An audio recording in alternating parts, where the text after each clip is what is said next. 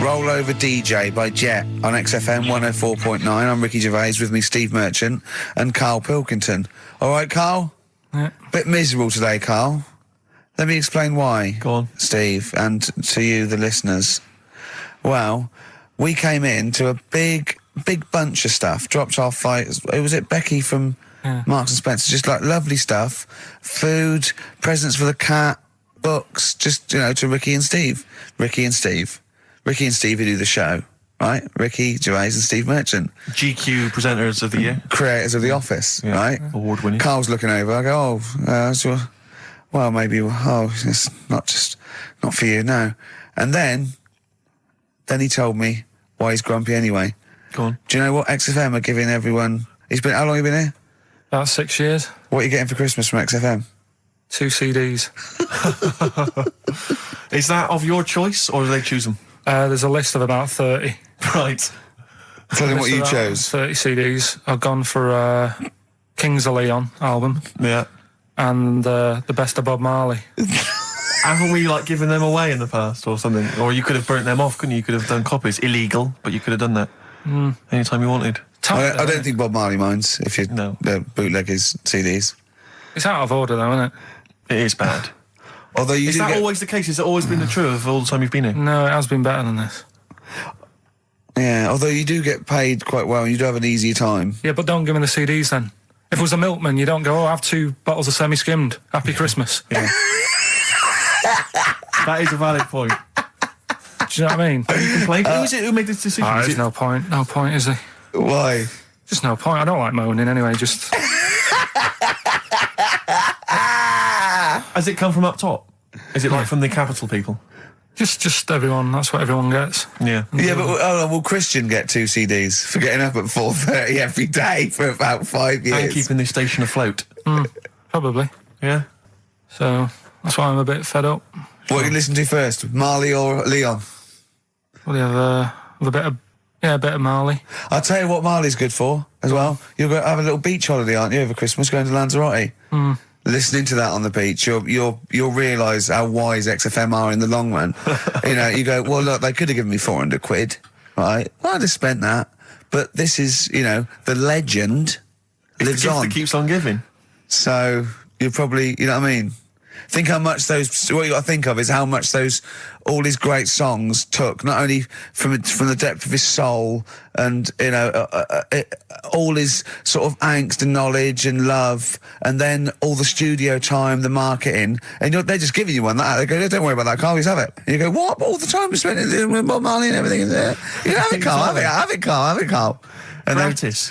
Have that. Thanks, well done. Carry on. We're still going to pay you for the work. Yeah. That's just some on top. Here's a little piece of Bob, free. Yeah, so don't moan, it's extra. So they didn't have to give you it at all. Play a record, you ungrateful little swine. Some people, like the homeless, aren't getting anything this Christmas. This is my favourite Elvis Costello track of all time. It's Alison. This wasn't on the list. Right. Elvis Costello, Alison on XFM 104.9. So that's it. Maybe I'll tell you what. A good idea, Carl. Just beg. Just ask for other things. What do you want? What do you want for Christmas? You must have a big fan base out there willing to make you things. Maybe like a little, I don't know, gloves, pair of gloves. A little wee hat. If you want to send a necklace in for Suzanne, that'd be handy. Oh yeah, That's what she wants. Is Suzanne listening today? No, she's out. Right, okay, this is the dilemma. Me and Steve, yesterday, were trying to convince Carl that it would be a good idea to buy Suzanne a Christmas present. Okay? Now, why aren't you going to buy her a Christmas present? Explain, Carl, why you don't think you should buy her a Christmas present. No, well, I've told her I'll get her one, but in the new year. We're going away on holiday and that, so there's no point taking stuff away. Yeah. Going to Lanzarote next week. Just get something in the sales after Christmas. Yeah. Right. And me and Steve were trying to explain to Carl that she would love it if you bought her something on Christmas Day. Yeah, but she knows now. But knows what? I've told her. So no, well, I'm going to tell you. Do you know, right, this, dear listener, this was Carl's worry. I said, I bet she's got you something. And Carl was worried in case he got her something and she hadn't got him something. Yeah, he'd be livid. He didn't want to be down. He didn't want to be a present down. Yeah. Look at his face. So buy her a nice necklace. Don't spend, just spend £100, you know, just a little token. We're going away. We're going taking her away on holiday. No, you're not taking her away, are you? What, you're paying for it, are you? Yeah. Are you really? Well, half and half and that. Right. So you're paying for you to go on holiday? That's good of you. So the gift is your company, really? She's done all right. She's done all right. Why do you talk like you're 60 years old? And you've been working down the mines? I don't know, she's done all right. Do you go over to her and say, Suzanne, you're bloody lucky? I mean... You've fallen on your feet. To Look be who fair, you've Rick, got. What? I'm not sure she has done all right. I don't want to be critical, but... Oh, dear. So what are you going to get in the sales? What are you going to get her? Yeah, it depends. I'm thinking, I mean, I'll give her the choice. She can have Kingsley and old Bob Marley. Right, I'll let her decide there. Oh, dear. I can't wait to see you. Where are you going, Lanzarote? Yeah. Where's that? Don't know, Suzanne sorted it out. I said, Lanzarote, I said, is that Africa or is it Spain or Portugal? Just thought you don't know. What do you mean don't know? I goes, well, what's the currency? I went, don't know. I said, Suzanne booked this one, did she? Yeah. I thought, where is it? Is Lanzarote African or? Foreign. Somewhere foreign. I was looking last night and doesn't look that good. Like one of the highlights of the things it says you've got to do is go and have, apparently they've got restaurants in caves and that's like one of the things they say you must do. So if that's a highlight, do you know what I mean? Right. So I'll do that. Go and see what that's like. Yeah. When you're on the beach, Carl, do you wear the very, very tight Speedos? No. Do you walk around with them? Sort of longish shorts, Yeah. T-shirt on, probably with a sort of a light shirt on top of that. Right, sure. So quite wrapped up then. Covered up. Do you wear a hat? Because obviously the bald head there's risk of sunburn. No, I just put a bit of lotion on it. Lotion on there. Yeah. Just have a bit of a wander down the beach, have a look. Yeah. See if there's any old blokes with their tackle out and a backpack. A lot to look forward to. So Yeah. there you go. Yeah. Well, we're looking forward to finding out how you get on. Yeah, I'll let you And know. Interested to know what she gives you on Christmas Day. Probably get More anything. scintillating chat after this next song. All right, bit of placebo. Yeah, love it. Special needs. Placebo, special needs on XFM 104.9. Email in where Lanzarote is. I don't know if it's Italy or Spain or Europe or maybe Africa. You know, these are the sort of things, these are the reasons I come into it, to at least learn something, innit, Carl? We've stopped educating Ricky, so I've stopped learning, you know, about things like the woman who ate mud all her life. I told you something before when we were in the office. What did you go on? What was that? What did you teach me? They've just counted how many fish are in the sea and that. No, they haven't. They've just done a census. or A whatever. census. What, a fish? Yeah, some fellas have gone in the sea and they've got to work out. There's about... Mrs. Spratt, is this your son? No, he's a lodger. Okay, well, let's mark him down. That's 2. Oh, I've lost count. 6,400,000. Oh, darn. So how many are there? About... There's a lot. There's... Oh. Well, there are more species of fish than bird, mammal and reptile put together. Can I ask a question? That's on my DVD of animals. That's still available in the shops. Probably find that online. You'll get that slightly cheaper. $15.99. What? Go on, ask me a Special question. features of Ask me a which question. include Karl's Pilkington's also on the DVD. Yeah. That's a perfect Christmas gift. Yeah, go on. Yeah, this is a question. I was discussing this yesterday. This is not a bit of shit. This is not a joke. I genuinely have always been slightly perplexed, and we were discussing it last night. The notion of the birds and the bees. Yeah. Now, I don't mean, the birds and the bees. I understand how, Why they use the birds and the bees? Yeah, because, you see, I always, as a child, I never know. I assumed the bees were having some kind of relations with the birds. No. So what is there anything to do with the birds and the bees, or is it literally, just like a euphemism? It's just, the birds and the bees. No, but they... Do the birds do anything with the bees? No, not at all. It was where they just take them out? They it was where smooth them? parents used to sidestep the issue by saying things like, when a lady blackbird and a man blackbird, they meet, right? They make a little nest. And then because they're in love, they have an egg. Yeah. And that was it. I understand that. That makes sense. But why the bees? Why the birds and the bees? Well, probably, I don't know. I don't know. You see, within nature, forgive my ignorance, within nature there is no relationship between bees and birds, is there? No, not at all. No, not at all. Nothing's going on. But probably what it was, if the parent found it hard to say, you know, Daddy puts his penis at Mummy's vagina, it was much easier to say, like in the insect world, billions of them queue up and just fill the queen with spunk for about a day. Sure. You know, thus avoiding the embarrassing intercourse. Exactly. That's what I think, Carl. What do you think? Were you taught about the birds and the bees? Did anyone bring that up with you? No, it was Carl? just in that class, wasn't it? When they put a video on. That's what we had. No, we had a film. And they just said, "Leia, I watched that." And then What film though? Basic Instinct. It was just like, you know, two people, and all sat around the telly and watched it. One girl fainted. And they said, "Right, that's that. Next week, you know, prisms or whatever." And did it teach you everything you needed to know?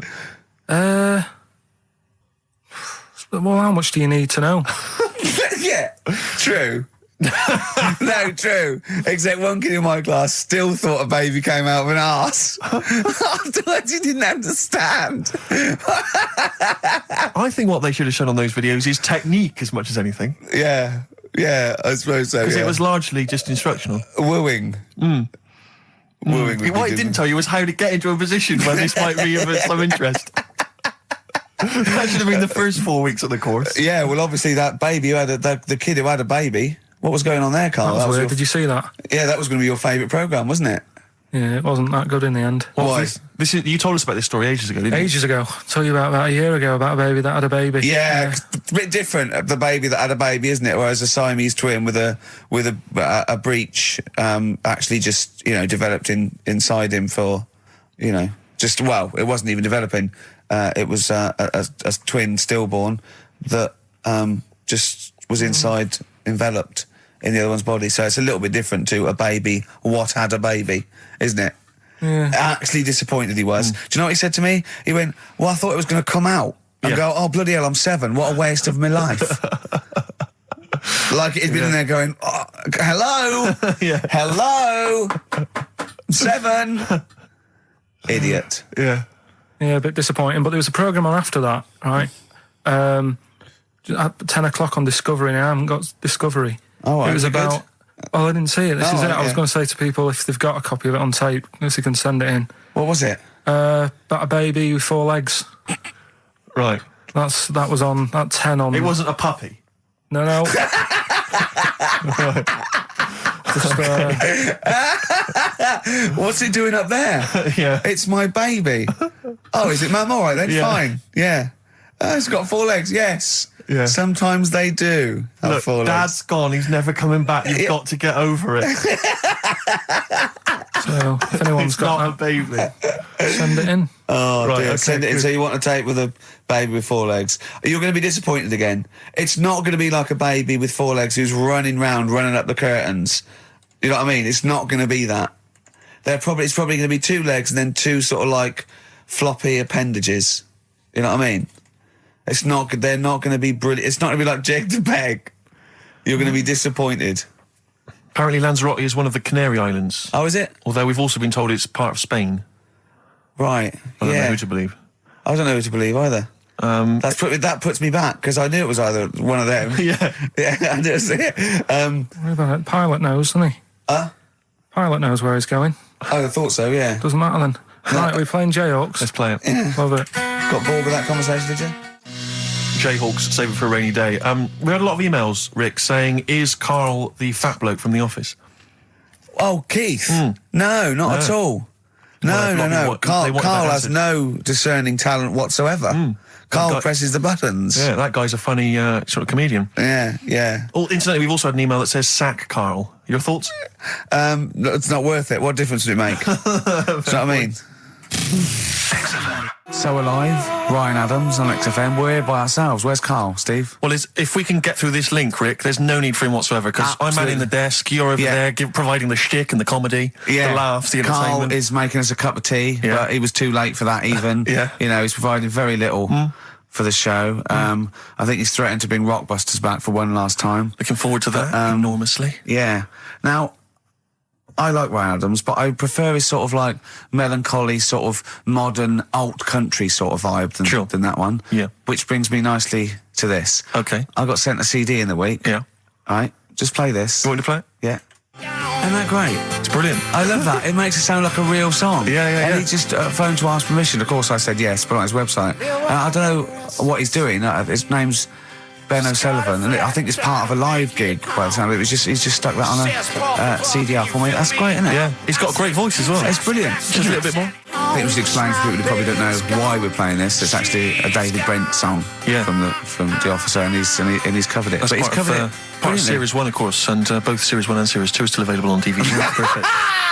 We don't Christmas need gift. Carl. You don't, you're absolutely Can't right. you just play a record without going wrong now? Let's see, we've played that, we're talking. Why don't you introduce The Long and Winding Road? This is the version from that remix Let It Be album where they've taken all the strings off of the Phil Spector version. I'll see if I can. This is Long and Winding Road by the Beatles, but this is the one where they've taken all the strings and stuff, that Spielvector version. Spielvector. So close. So close. Long and Winding Road. I love that, but I don't like the way McCartney sings here.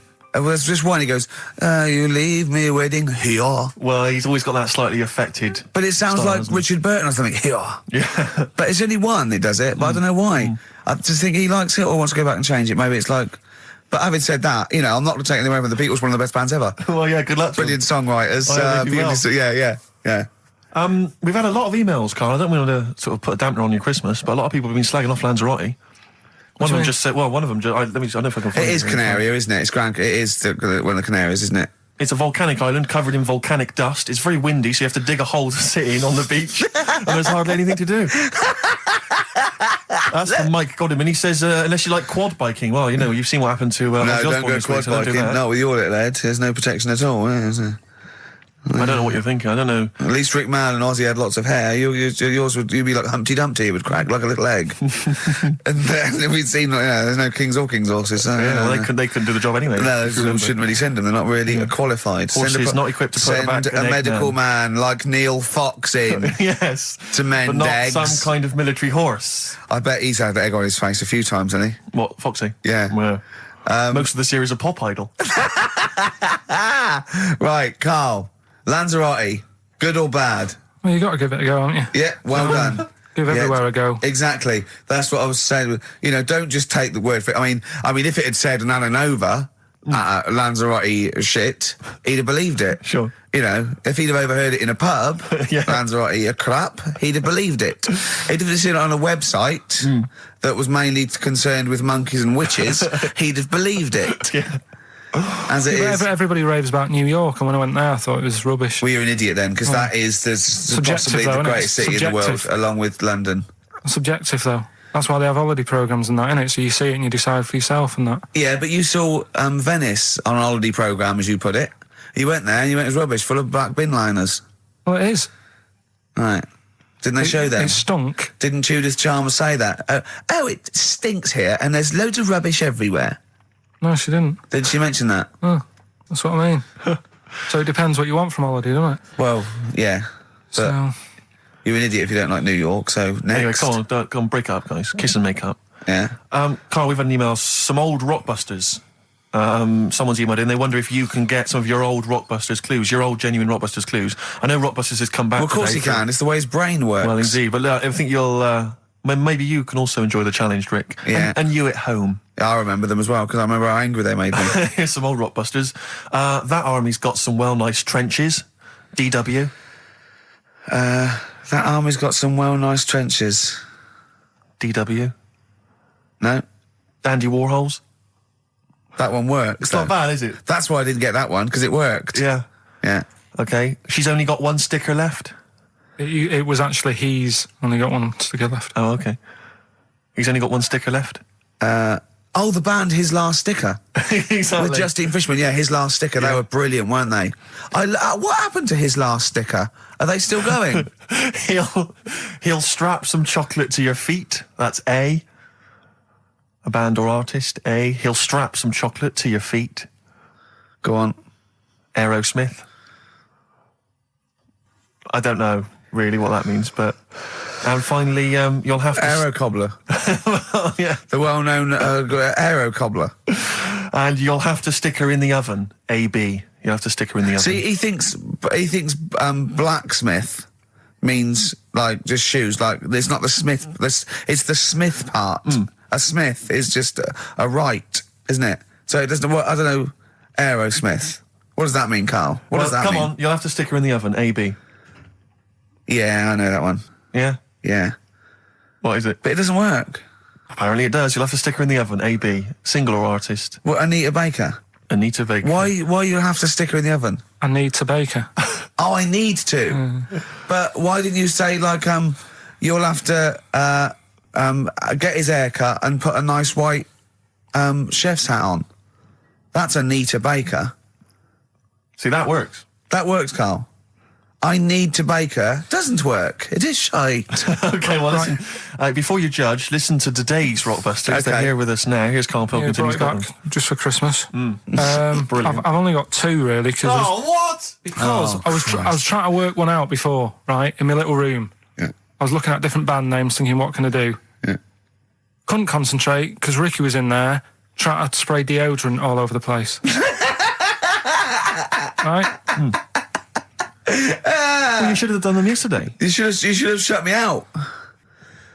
Right. So there's just 2. Brilliant. Well, I've kind of got an idea for the third one. fine, I'll yeah. have a go. Yeah. Right, so anyway, the first one... Should we play a record and come back to this? We'll do it quickly, we'll do it quickly. No, play a Play record. This is record then. rubbish. Yeah. Rubbish. Libertines. Useless. Give me the gifts. Let me have a look what prizes you got. Libertines, Don't Look Back Into the Sun on XFM. Well, the general public are getting involved with Carl's holiday, and, I mean, this has been a damning report on Lanzarote. There's not been a positive word written about Lanzarote so far. Wow. It's volcanic, there's no natural water supply. Apparently there's no natural water supply. It's You all have to sit in a imported. hole. What do you think of this, Carl? What do you think of the people that want you to know that you're going to a rubbish place when you can't change it? What do you think of that? Rubbish though, will it? What do you mean? Be all right. What do you mean it'll be right? Because I'm going to go there thinking, oh, there's no water and that, and there will be water. No, they didn't say there's no water. What did they say then? There's no natural water supply. Whatever. I'm not bothered. Doesn't bother me. All right. I'm going to have a good time and that. What are you going to do? What do you plan to do? Got a book. What book you got? Rich Hall book. I'm just going to read that. So, Brilliant. and the weather's better than here, isn't it? Yeah. So... gonna have a good time. Someone emailed just now. They said they're listening online and there's a problem with their computer and everything's sped up. The music's sped up. Our voices, Rick, are sped up, except Carl's. That's how slow he speaks. So when everything's sped up, he sounds normal. Right, we're doing Rockbusters. Yeah, come on. Listening Steve, do you online. want to do the clues? I won't do all the clues, I'll never be able to piece them together, but I'll give you the prizes. The Old Grey Whistle Test, Volume 2, the Kumars at number 42, Volume 2, or maybe that's Volume 1, who cares? Porridge, Series 3, Volume 2, The Office, Complete Second Series on VHS, for anybody who's still got grandparents. And U2, a best of 99 to 2000. And Smash Hits, the reunion, that'll be the kind Carl. of stuff you'll love. Spice Girls is on there, Liberty X, Atomic Kitten. Do you see that? Do you see Steve's enthusiastic? Even though the competition's rubbish, the prizes are second rate, Steve is going, well, I'm not going to punish London, right? I'm going to big it up. You're there. Oh, do you know what I mean? Come on. Right, here's Clue the one, first come clue. on, Clue one. Come on. Come on! Shut up. Come on! Can't do any photos because it's been nicked by a German. Right, start again. Oh, Start again. what? Clue 1. Rockbusters, Clue 1. Okay, this is Rockbusters with Karl Pilkington. Go! I can't do any photos because it's been nicked by a German. And what's the initial? AC. Right? Next. Second clue. If you keep eating, this bit of your body will get bigger. PC. PC. It's an artist or a band. Who is it? PC. If you keep eating, this part of your body will get bigger, right? Yeah. And the last one I'm not really sure about. If you... He's actually winging it now. Imagine if this was Mastermind. I'm not sure about it. I know your specialist subject Come is... on! Okay, go! The place where you go to take your dog a walk and that. The place where you go to take your dog a walk. Forget it then. No, we'll do it! No, do it! Get you. Tim Burgess. Oh my Corazon, is that? Yeah. What's that mean? I have no idea. Phone in if you know. No, don't bother. Oh, email then, at least. Okay. I'd like to know these things. Sure. We were doing Rockbusters just before the ads and the record. Rick, I know you were enjoying it. Yeah, come on, get this clue out, Carl. There's 3. What is it? Right, the first one was... No, we don't got the first 2. What's Can't the do third? any photos because it's been nicked by a German. Yeah. Second one, if you keep eating this bit of your body will keep getting bigger. Yeah, it's different every time. Go on, what's the third one? And where you take your dogs for a walk and that, or you might go there on a Sunday. What? Sort of... Oh, Jesus. Rick, Right. please, Rick, just be quiet for just a moment. Right, okay, do this clue. Right, start from now. This is the third Rockbuster clue. That was a Freudian slip. Yeah, God, we'll get done. Right, go on then, go. Where you take your dog a walk, or you might go there on a Sunday and that. People sort of might taste that area. Right? Oh. It's rubbish. AP. Right, well, the other one's AP as well, isn't it? AP. What? I AP. see. Ricky.Gervais at XFM.co.uk. AP. A quick reminder of them again with the initials. Quick, Oh, go. this is such The rubbish. first one, can't do any photos because it's been nicked by a German. Second one, if you keep What was the eating... initial? AC. If you Don't keep, get annoyed, that's what the game's about, the initials. Yeah, if you keep eating, this bit of your body will get bigger. That's PC, right. right? And where you take your dog maybe on a Sunday and you go for a walk there and that, have a taste of it. Different. AP, just email in and you win some stuff. Ricky.Gervais at xfm.co.uk. What rubbish. I wonder why we stopped this game. Well, I think it's probably exhausted him. He needs to go to some kind of volcanic dust island for a holiday. With no water, Yeah, exactly. just to dry out and get some new ideas. Oh, I'd love to see you sitting there on these black ash sands, just sitting there going, I'm thirsty, Suzanne. There's no natural water. I've finished my Rich Old book. I can't focus. I'm going blind. I need some water. Oh, brilliant. Oh, bless him. Anyway, happy Christmas. We said we weren't getting out, didn't we? Right, go on then. It was the premiere. Did you see the coverage? There was a premiere of Lord of the Rings Part 3. I can't be bothered. I mean, man alive, I'm sick of Lord I of the watched Rings. the first one and I was actually I've never been into all that sort of stuff. Never liked it. Gollum and Dungeons and Dragons and gatekeepers and weird magic and Harry Potter I want to punch his face in. I know what you mean. But I mean, it's sort of like, Well, Lord of the Rings, when I was at school, if you were into that sort of thing, you were a nerdlinger. They would beat you up, they'd shout Exactly. heckle abuse, all that sort of thing. You know, I wasn't a fan. I actually don't know anyone who admitted they were into that I know. nonsense. It was shameful. It was embarrassing. Now, the whole world's gone crazy for it. Even the tough guys, the hard nuts, the streetwise kids, they're loving it. Can't wait for the third one. I see people raving about it. It's Jonathan Ross, all these people going, it's the best thing I've ever seen. It's 3 hours and 10 minutes of trolls and goblins and magic spells and large feet and magic rings. I'm loving all that crap. What's wrong with I you know. people? I will smite you with my sword. It's just interminable. The orcs and the Norks. I saw some people playing this game. They had a big manual and a dice, and they're in a pub, and they're all fat with beards, right? And he threw a dice, and he looked down, he went, and he said something like, outside them, the 3 miles to Mumra. And they went, oh, well done. What? I know. I want to go and say, what is this game? Yeah. What? It's absolutely extraordinary. Well, they showed some coverage of the Lord of the Rings premiere on TV, and there were people dressed up as some of the characters. Yeah. There was a girl chatting saying, well, I just think Gollum's hilarious. What? People talking about telling me Gollum's hilarious in this new film. How is he funny, my precious? Oh, my precious. What's funny about this? I'm losing it. I'm genuinely... Is he like Yoda? I don't know what the joke is. I'm missing it all. And when the walking trees started talking... Oh, man, I love it. Gollum's the little one that looks a bit like Gandhi. Yeah, exactly. The computer-animated Gandhi. Yeah. Yeah. Is that all right? Yeah. I think that's how he's described in the book. But this is the other thing. I say, then they go, Tolkien, J.R.R. Tolkien, he's a genius. You know he created his own language? Whoopee! Carl comes up with a new word every week that he's made up. He's not a genius. Yeah, well, the bloke, a look of frighteningness came across his face. Frighteningness. Yeah, Carl's new word. Although, you know, Shakespeare introduced 1,200 words to the English language, apparently. Well, he was a genius. He's estimated. And I only know one of them. Yeah, what was Brilliant. it? Brilliant? Yeah. How did he come up with that? I don't know. I reckon he was reading Macbeth and went, I'll tell you this is brilliant. Yeah, and his wife said, what? This is brilliant. I'll tell you this is absolutely brilliant. I don't know what you mean. Sort of. Will. Sort of better than good. Read it, see what you think. Well, it's good, yeah, but I mean... Read it again. It's getting better each time. Is it brilliant? It is brilliant. Yeah, see? Yeah. I don't know how you... when the audience were there on that it first wasn't night... Brilliant. I know, it wasn't brilliant. It was excellent, he came up with. No, fair enough, it's the same sort of thing. Yeah. But on the first night, when everyone was in the theatre, you know, the dregs, the Karls of the Middle Ages, they're still sat there.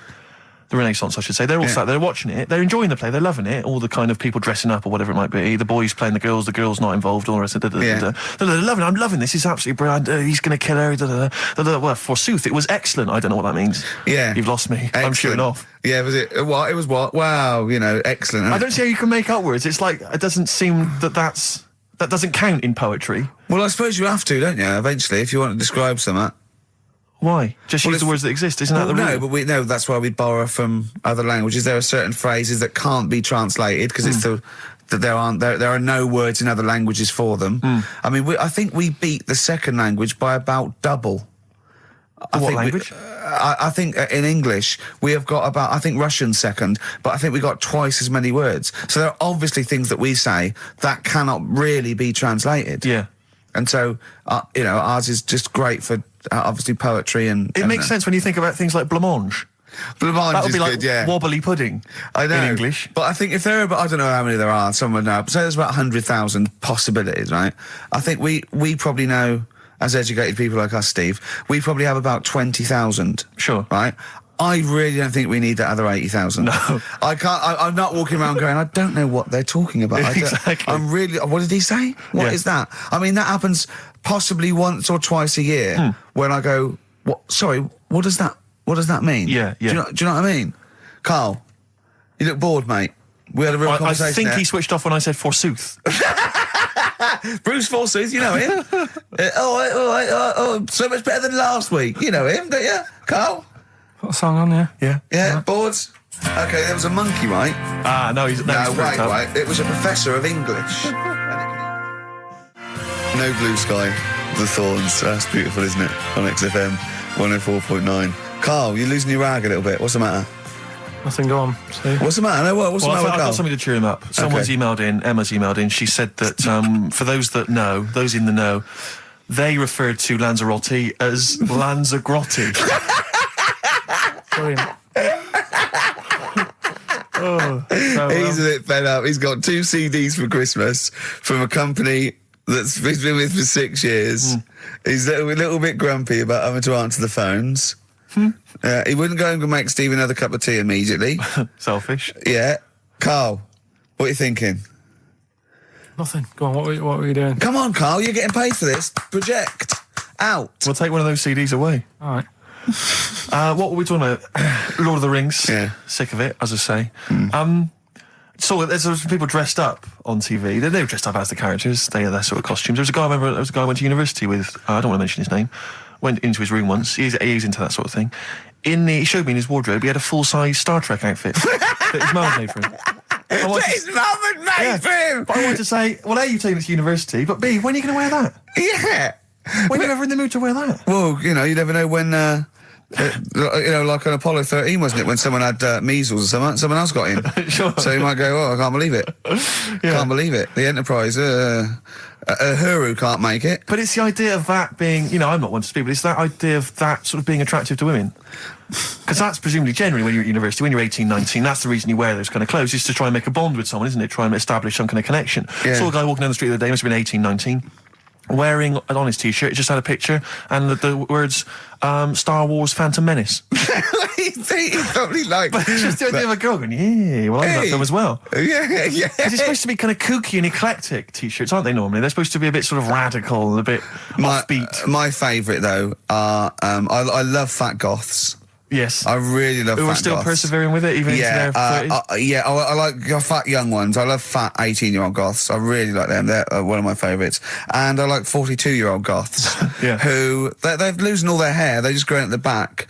But, I don't know what jobs they do. But their main hobby is looking like Nosferatu and wearing lots of silverware. That's one of my favourites. I think I mentioned to you before, I saw a girl on the tube. She had a bag, and she was quite gothy. She had a bag, and it sort of had like a Barbie's head head kind of sort of defaced hanging Yeah. from there, and loads of badges and tassels and little motifs and odd things, and she decorated the bag, and then had sort of things like, legalise cannabis and ban the bomb, and stop the war. Yeah. And I just wanted to grab her and say, you doing much about the war, or are you working mainly on the bag? Yeah, you spent most of the year you're filling in the embroidering. petitions, are you doing the marches, or is it collecting largely badges. the bag you're focused on? Oh dear. I'll tell you another thing, that a fashion mistake that always offends me whenever I see it, is an Englishman of any age wearing cowboy boots. I had cowboy boots. I can't believe it. When I was 18, right, I went out and got a pair of cowboy boots. The cheapest. I mean, they were the only ones I could afford. Awful. Why? I mean, Was that 'cause you were in- they were like clogs that came up to the knee. They were so uncomfortable. And why did you get them? Who was wearing them at the time that you thought they were cool? Clint Eastwood. Right, okay. And I had cowboy boots. I put segs in them. What sex? Which the little things you nail into the bottom. So they right? sort of clip-clop as you Clip walk clop, right. So I'm 18, right? Those tight jeans, so tight in fact, I thought I had to went to the doctor, and I said my balls are aching, and I went off. I said, I've got a pain in my epididymis and all this, which I was doing biology, and he went, your jeans are too tight, they're squashing your balls. Right? So I had cowboy boots, right, and pale ones, not even sort of like finished properly, sort of like just the raw sort of leather, cheap wooden bits, the bottom segs, really tight Levi's, and a red sweatshirt with bullshit on it. That was a present. Just embroidered on. I looked pretty hot, baby. Oh yeah. Yeah, and I remember once as well. This was really embarrassing. I had leather jacket, and How old were you? oh, this is embarrassing. 26, I think. And I just had a nice leather jacket, right? But I was bored one day, and so it's about 1986, 87. Yeah. 87 must have been. And I just painted on the lapel a little acid.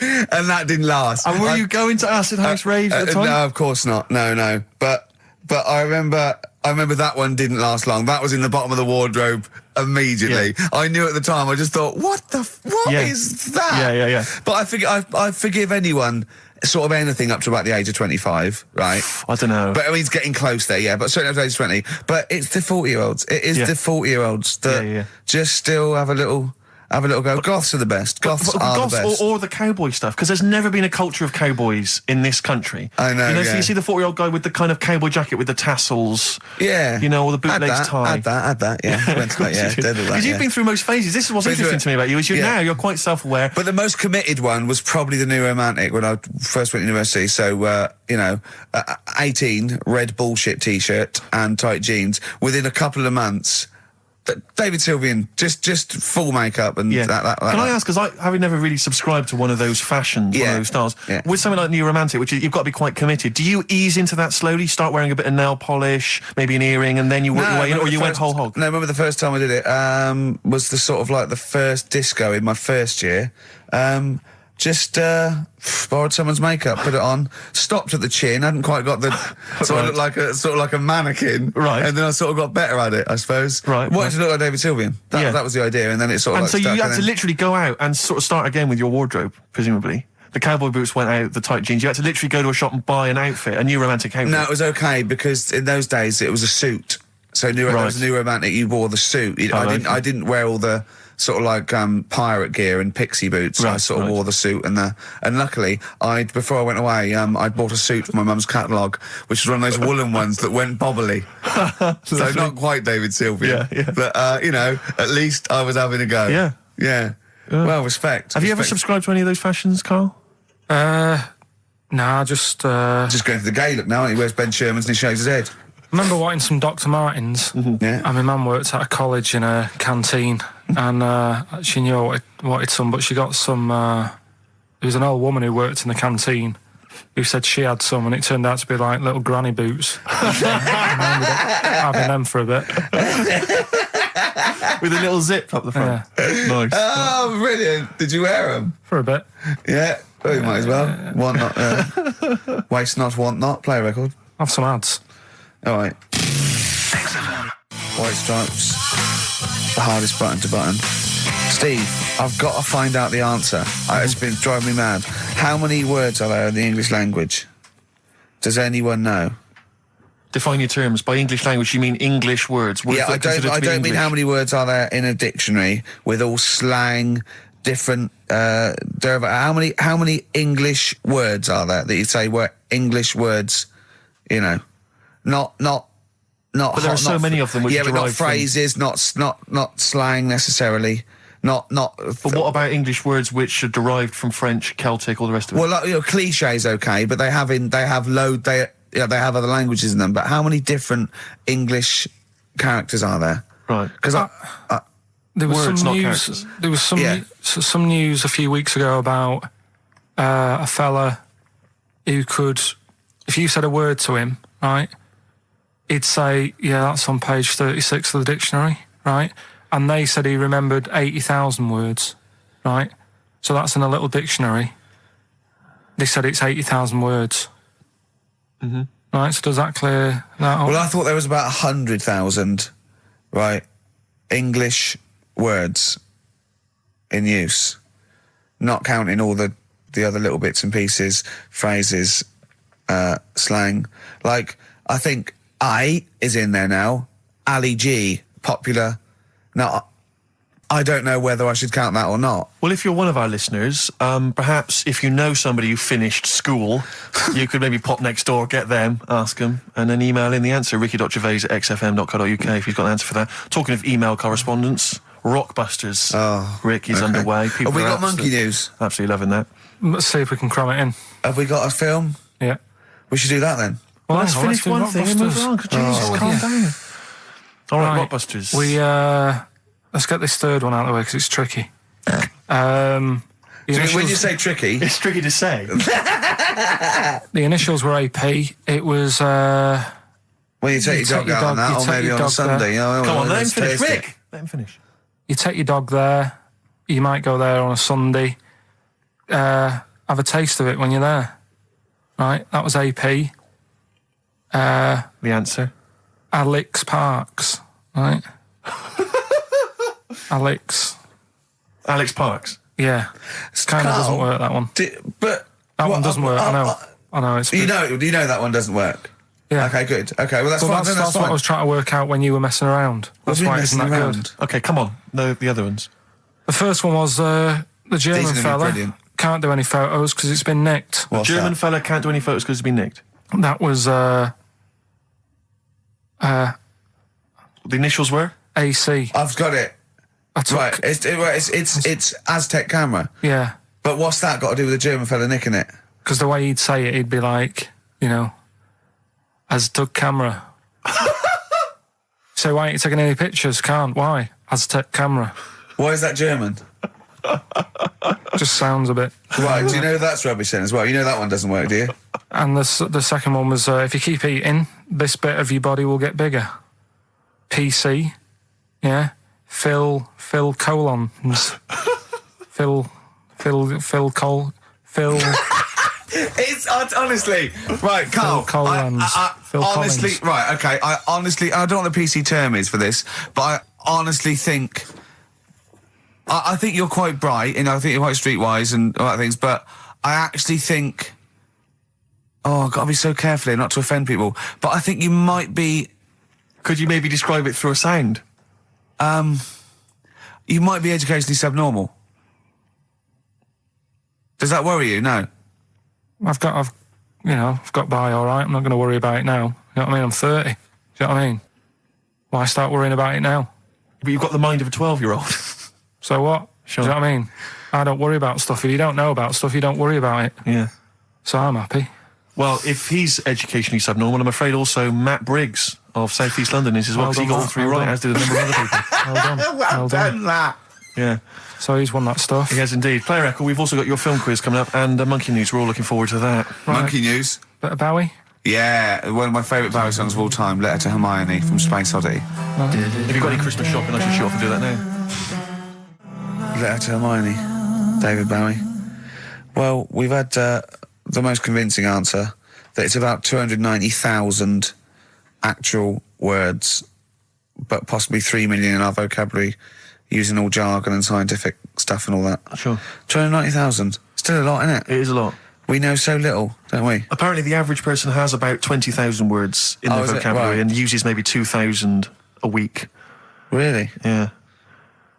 Carl, obviously, slightly bringing that average down. Carl, what do you think of that?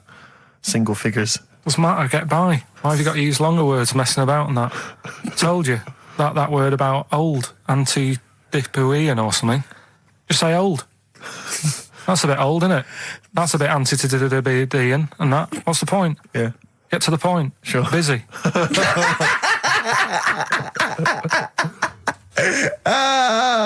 Right, okay. Are you in a film this week, Carl? We're doing that now. Yeah, go on. Get it over with. Hang on a minute then. Get it over with. Let's get this show over with. We can go home. You can go off to Lanzarote and sit on some ash. Some charcoal. He's not happy about that. That's annoyed him. The listeners have all ganged up on him. Yeah. XFM giving him 2 CDs. We've had more calls for his resignation this week than ever before. What do you think of that, Carl? What do you mean? There's another reason. Do you know what I mean, though? Because he's grumpy. He's not just giving it. He goes, well, I can't help it, can I? I don't want it. You're being paid well to do a job. People have tuned in to be entertained, to have good songs. Me and Steve are working I'm pressing here. the buttons. I'm paid to press the buttons. That's what I'm doing. Has every CD started on time? Then Yeah. why would they give you Monday off if you just paid to press the buttons? Don't get every other Monday off, do I? So have you stopped doing that now, have you? Well, yeah. Why? Because there's work to do in that. I'm not moaning about it. Let's get on with it. Right, Scrooge, right, is the film that I'm in. Thought I'd do a Christmassy one. Okay. Right? Yeah. Get people in the Christmas mood and that. Yeah, you have. Yeah, you have got people in the Christmas mood. You're like Santa visiting them. So... It's you in the film Scrooge. Yeah, Which yes. version of Scrooge? The old one. Is it? If it's just you moaning with bells, I'll be annoyed. Right, go That on is then. essentially Scrooge. yeah. Right, Scrooge, listen to this, and then there's some question at the end. All right. And you can win some stuff and that. Yeah. All right. Yeah.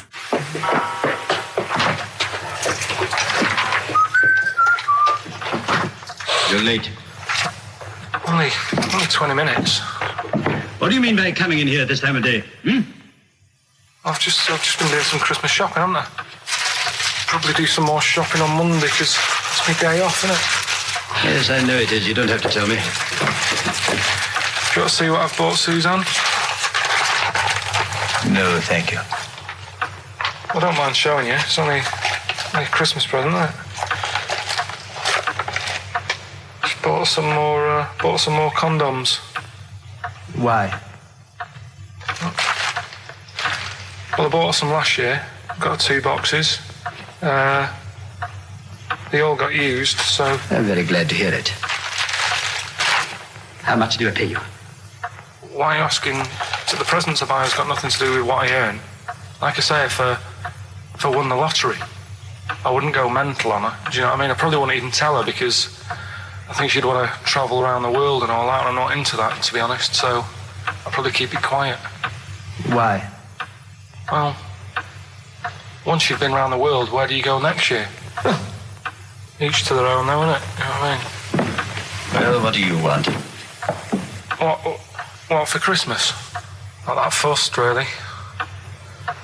And you, it's just as well I'm not that fussed, because do you know I do some work at XFM? Do you know what they're giving me for Christmas present? Nothing? No, might as well have been nothing. 2 CDs. That's it. I was well fed up. I'm sure you will. They give you a list of about 30 albums, and you get to pick 2 off the list. So I've gone through Kings of Leon album and the best of Bob Marley. Mr. Marley has been dead these 7 years. In fact, he died 7 years ago this very day. Did he? Do you know what sort of donuts Bob Marley likes? It's not my business. No, it's not a proper question. It's an old Peter Kay joke. He likes the ones with jam in. Do you get it? Garlic bread. It's good, isn't it? Excellent. Oh, Carl, well done. Carl in Scrooge there. The only man more mean and depressed generally than Ebenezer Scrooge. Oh dear. Oh. What's the question, Carl? Well, if people have been listening from the start, right? What albums am I getting? Yeah. Is that good? Mm-hmm. Good, yeah. What albums am I getting from for working for this place for 6 years? All right. Ricky.Gervais at xfm.co.uk. Michael Franti and Spearhead, Everyone Deserves Music on XFM 104.9, giving away some prizes for That's the film. what the bosses say. Everyone deserves music at XFM. Absolutely. Choose 2 CDs. Yeah. Whatever you want. Well, the 2 that Carl's chosen are, of course, Kings of Leon's album and The Best of Bob Marley. And Paul from Basildon in Essex, we're going to give you the 25th Hour on DVD, Dr. That's a Terrible's good Face film. Are Horrible, Lord of the Rings, the Fast Show Farewell Tour, and the complete second series of The Office. That's still available in the shops. Was that on DVD? That's on DVD. That's good, yeah. Plus, I think there's probably a best air guitar album in the world ever as well, which we can throw in. I know that'd be a big treat. No DVD of Animals selling out fast. I couldn't get one myself. So what about some adverts? Snow Patrol and Run on XFM. Wow, nearly your last show, Carl, for about 3 weeks. Yeah. Carl's off to Lanzarote. Next week we're doing it with Ian Canfield next Saturday. Then we're off because it's day after Boxing Day, isn't it? Or 20, yeah. And then we're back on the 3rd, I think, aren't we, all together? Yeah. Yeah? Yeah. Yeah, what have you got? I think we should have done something like some roundups, like Cheeky Freak of the Week. We could have done Cheeky Freak of the Year. What's your Freak of the Year, Carl, if I put it to you? What, out of all the ones that I found out about? Yeah, all the ones that have ever been, yeah. Well, no, you have the Elephant Man in there that you found out about at the end of the 19th century. Go on. Watched The Elephant Man again last week. Good. Yeah, loved it. Probably that one, the kid who was like 7, but aged to about 38. That was pretty weird. That amazed me. That sort of blew my mind. No, it was worse than that. She was about 90 or something, wasn't she? She is now. But back then... a couple of months ago she was 38, Yeah. but because of the ageing. She's sort of aged fast and that. Yeah. It's really... This is the one that you think should be allowed to get fags and beer and an off-licence because she's got the body of a 90-year-old. Well, yeah, it's only fair, isn't it? Let her have a decent life. Even though she's 6. If she wants a packet of fags, the doctor said, you're older and that. Even though you're 6, you are sort of 72. If she wants a packet of fags, let them have them. She was 72 September, wasn't she? Yeah. So, yeah. but it was that's probably Do you the actually weirdest think that would be a good idea to give a 6-year-old with an aging disease a packet of fags? If that's what they want. If that's what they want. And a pint of Tennent's. All the stress and that she goes through. It was saying something about how she has to have a passport picture done every 3 months or something. Do you know what I mean? Wow. That's what she's dealing with. So that was probably the weirdest. Can we just say that Carl doesn't take the mickey out of these freaks? No. These people. I just, it's things that fascinate me at the end of the day. Yeah. Things like that are weird. And things that, there's certain things that people get excited about that I think, well, what are you getting excited for? Like what? News. Do you know I normally do the headlines and that? Yeah. Have we got any headlines? Not really, because there isn't that much going on. Isn't there? This is what annoyed me, though. There was something about a woman who's going up Everest on a bike. Do you know what I mean? And they were like, oh, brilliant. But I don't think that's that good. When someone's done it walking... Where would the woman who complained about you come in the years chart? That's What do you mean? Yeah, that's the woman with the enormous head. Lest we forget. She took offence to some of the comments you made on the show, and rightly so. I can understand. So, I was out of order, and, so I'm sorry about that. Yeah, well, I'll just explain again that Carl, it's the Freak of the Week is sort of like more of a punchy catchphrase than a derogatory term. And Carl's fascination and childlike.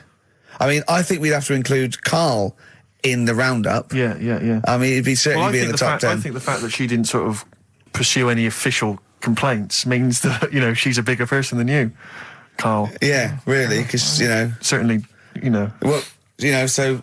headways. She is. Carl, you're going to do some news stories, I think. Well, like I said, there hasn't been that much going on. There's a story about a fella who hasn't eaten for 70 years. Right. He hasn't eaten. Is that all that's all the information you're going to give us? Yeah, hasn't eaten for 70 years. Hasn't had a drink, but he's all right. Well, that's rubbish then. Next. It's not rubbish. Yeah, it is, yeah. Next. Well, what is it? How is that? How is a man not eaten or drunk for 70 years? It's that thing, isn't it? Your belly gets used to it or something. Steve, has he misinterpreted it or is it rubbish? Well, it does, to be honest with you, it doesn't actually offer any explanation. It just says that that's what happened. Right, so that's rubbish. It doesn't go on to Next. anything else. A woman's had 6 organs transplanted. Woman needed a new kidney, a new heart, a new stomach, a new liver, new kidney, intestine. Does that mean that she's the same woman? I know. You'd just say forget it, wouldn't you? Yeah. Wouldn't you though? Well, not really. You know, the organ is just a lump of tissue. If you're that knackered, call it a day. I reckon don't waste time with that. Yeah, And good advice. There's a woman who hasn't slept for 8 years as well. Well, that's impossible.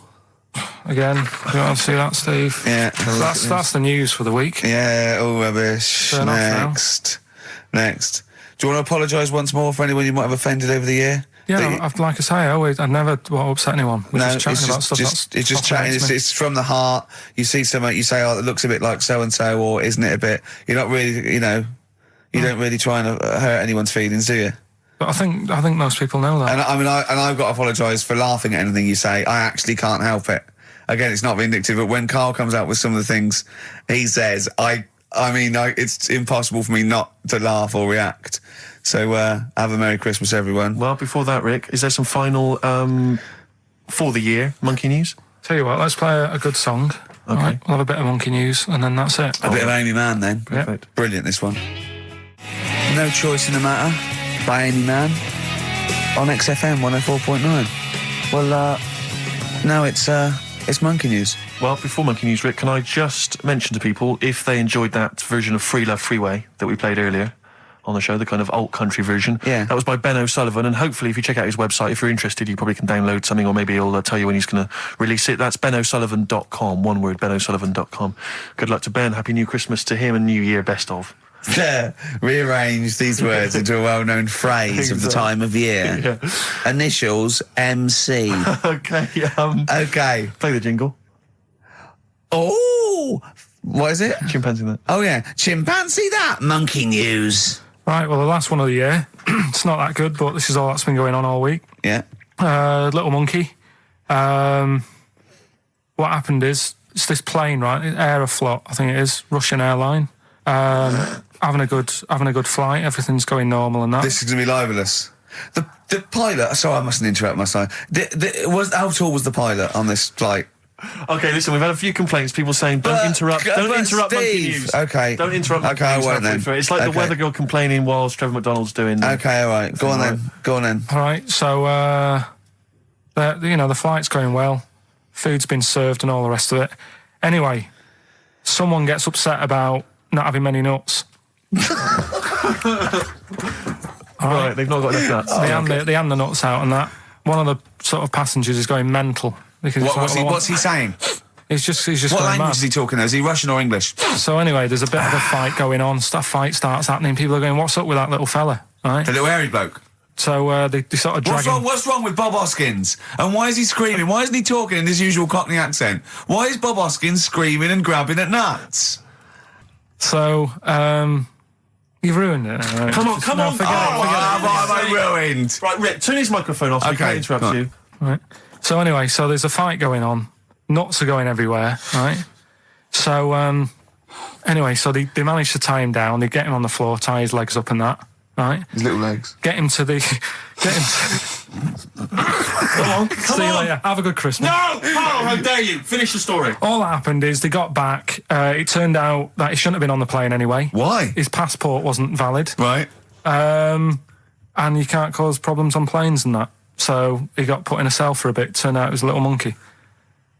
Right. Quick question, how did he complain about the shortage of nuts? Yeah. He just was going mental. Right, he didn't actually call over a stewardess, he just... Well, wanted to- how did he get on the plane in the first place? What ticket did he have? Have a good Christmas and that. But you yeah? know it's rubbish. You See must you know later. that's rubbish. All You the must best. know that's rubbish. All the best. You must know that's rubbish. Where is he going? It's the best of. You've been voting in all week, sending your emails. So here's the clips that you wanted. All right, so here's the first bit. Where are you going, Lanzarote? Yeah. Where's that?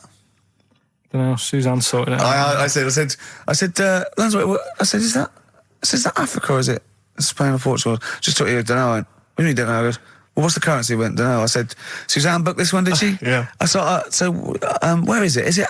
Is Lanzarote African or Foreign. Somewhere foreign. I was looking last night, and doesn't look that good. There was like one of the highlights of the things it says you've got to do is go and have. Apparently, they've got restaurants in caves, and that's like one of the things they say you must do. So, if that's a highlight, do you know what I mean? Right. So I'll do that. Go and see what that's like. Yeah. When you're on the beach, Carl, do you wear the very, very tight Speedos? No. Do you walk What's around you with wear? them? Sort of longish shorts, Yeah. t-shirt on, probably with a sort of a light shirt on top of that. Right, sure. So quite wrapped up then. Covered up. Do you wear a hat? Because obviously the bald head, there's risk of sunburn. No, I just put a bit of lotion on it. Lotion on there. Yeah. Just have a bit of a wander down the beach, have a look. Yeah. See if there's any old blokes with their tackle out and a backpack. I'll have to look forward to. So Yeah. there you go. Yeah. Well, we're looking forward to finding out how you get on. Yeah, I'll let you And know. Interested to know what she gives you on Christmas Day. Probably getting More anything. scintillating chat after this next song. We've had a lot of emails, Carl. I don't want to sort of put a dampener on your Christmas, but a lot of people have been slagging off Lanzarote. One of them just said, well, one of them, I don't know if I can find It is Canaria, isn't it? It is one of the Canaries, isn't it? It's a volcanic island covered in volcanic dust. It's very windy, so you have to dig a hole to sit in on the beach, and there's hardly anything to do. That's from Mike Godham, and he says, unless you like quad biking, well, you know, you've seen what happened to No, Ozzy don't Osbourne go this week, quad so don't do biking. that. Not with your little head. There's no protection at all, is there? I don't know what you're thinking. I don't know. At least Rick Mann and Ozzy had lots of hair. Yours would you'd be like Humpty Dumpty. It would crack like a little egg. And then we'd seen, there's no kings or kings horses. So, Yeah, well, they couldn't do the job anyway. No, if you remember. shouldn't really send them. They're not really qualified. Horses not equipped to put send back an a egg medical man. man like Neil Fox in Yes. to mend But not eggs. some kind of military horse. I bet he's had the egg on his face a few times, hasn't he? What, Foxy? Yeah. Well, most of the series are Pop Idol. Right, Carl. Lanzarote, good or bad? Well, you got to give it a go, haven't you? Yeah, well done. Give everywhere a go. Exactly. That's what I was saying. You know, don't just take the word for it. I mean, if it had said Nananova, Lanzarote shit, he'd have believed it. Sure. You know, if he'd have overheard it in a pub, Yeah. Lanzarote a crap, he'd have believed it. He'd have seen it on a website that was mainly concerned with monkeys and witches, he'd have believed it. Yeah. As it is. Everybody raves about New York, and when I went there, I thought it was rubbish. Well, you're an idiot then, because that is possibly though, the innit? greatest city in the world, Subjective. along with London. Subjective, though. That's why they have holiday programmes and that, innit? So you see it and you decide for yourself and that. Yeah, but you saw Venice on a holiday programme, as you put it. You went there and you went, it was rubbish, full of black bin liners. Well, it is. Right. Didn't they show them? It stunk. Didn't Judith Chalmers say that? Oh, it stinks here and there's loads of rubbish everywhere. No, she didn't. Did she mention that? Oh, that's what I mean. So it depends what you want from holiday, doesn't it? Well, yeah. But So, you're an idiot if you don't like New York, so next. Anyway, come on, break up, guys. Kiss and make up. Well, the general public are getting involved with Carl's holiday, and I mean, this has been a damning report on Lanzarote. There's not been a positive word written about Lanzarote so far. Wow. It's volcanic, there's no natural water supply. Apparently, there's no natural water supply. It's You all have to sit in a imported. hole. What do you think of this, Carl? What do you think of the people that want you to know that you're going to a rubbish place when you can't change it? What do you think of that? rubbish though, will it? What do you mean? Be all right. What do you mean it'll be right? Because I'm going to go there thinking, oh, there's no water and that, and there will be water. No, they didn't say there's no water. What did they say then? There's no natural water supply. Whatever. I'm not bothered. Doesn't bother me. All right. I'm going to have a good time and that. What are you going to do? What do you plan to do? Got a book. What book you got? Rich Hall book. I'm just going to read that. Brilliant. And the weather's better than here, isn't it? What's the matter? No, what's Well, the matter I've with got Carl? something to cheer him up. Someone's emailed in, Emma's emailed in, she said that for those that know, those in the know, they referred to Lanzarote as Lanzagrotte. Brilliant. He's a bit fed up. He's got 2 CDs for Christmas from a company that's he's been with for 6 years. He's a little bit grumpy about having to answer the phones. He wouldn't go and make Steve another cup of tea immediately. Selfish. Yeah. Carl, what are you thinking? Nothing. Go on, what were you doing? Come on, Carl, you're getting paid for this. Project. Out. We'll take one of those CDs away. Right. Man grows penis on his arm. I mean, why never people are understood constantly losing their penises around the world? I've no idea. But why I on didn't the realise it arm? was a bit. What do you there was mean such why on an the arm? epidemic. It's just a graft, isn't it? Yeah, but put it on like your buttock or your side. Not you can't wear a short sleeve shirt. Why do they've done that before? I don't understand it. Why not just graph it onto the side of your leg or something where it's high up, close to where it should be?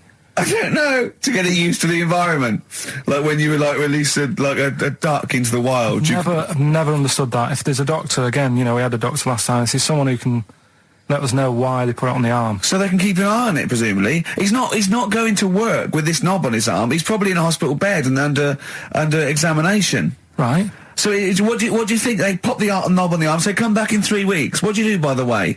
I'm a mechanic. Keep the long sleeve shirt, because the blokes go, why have you got a knob on your arm, mate? What are you talking about? He doesn't go back to normal as a teacher. Sir, what is it? What is it, Simpkins?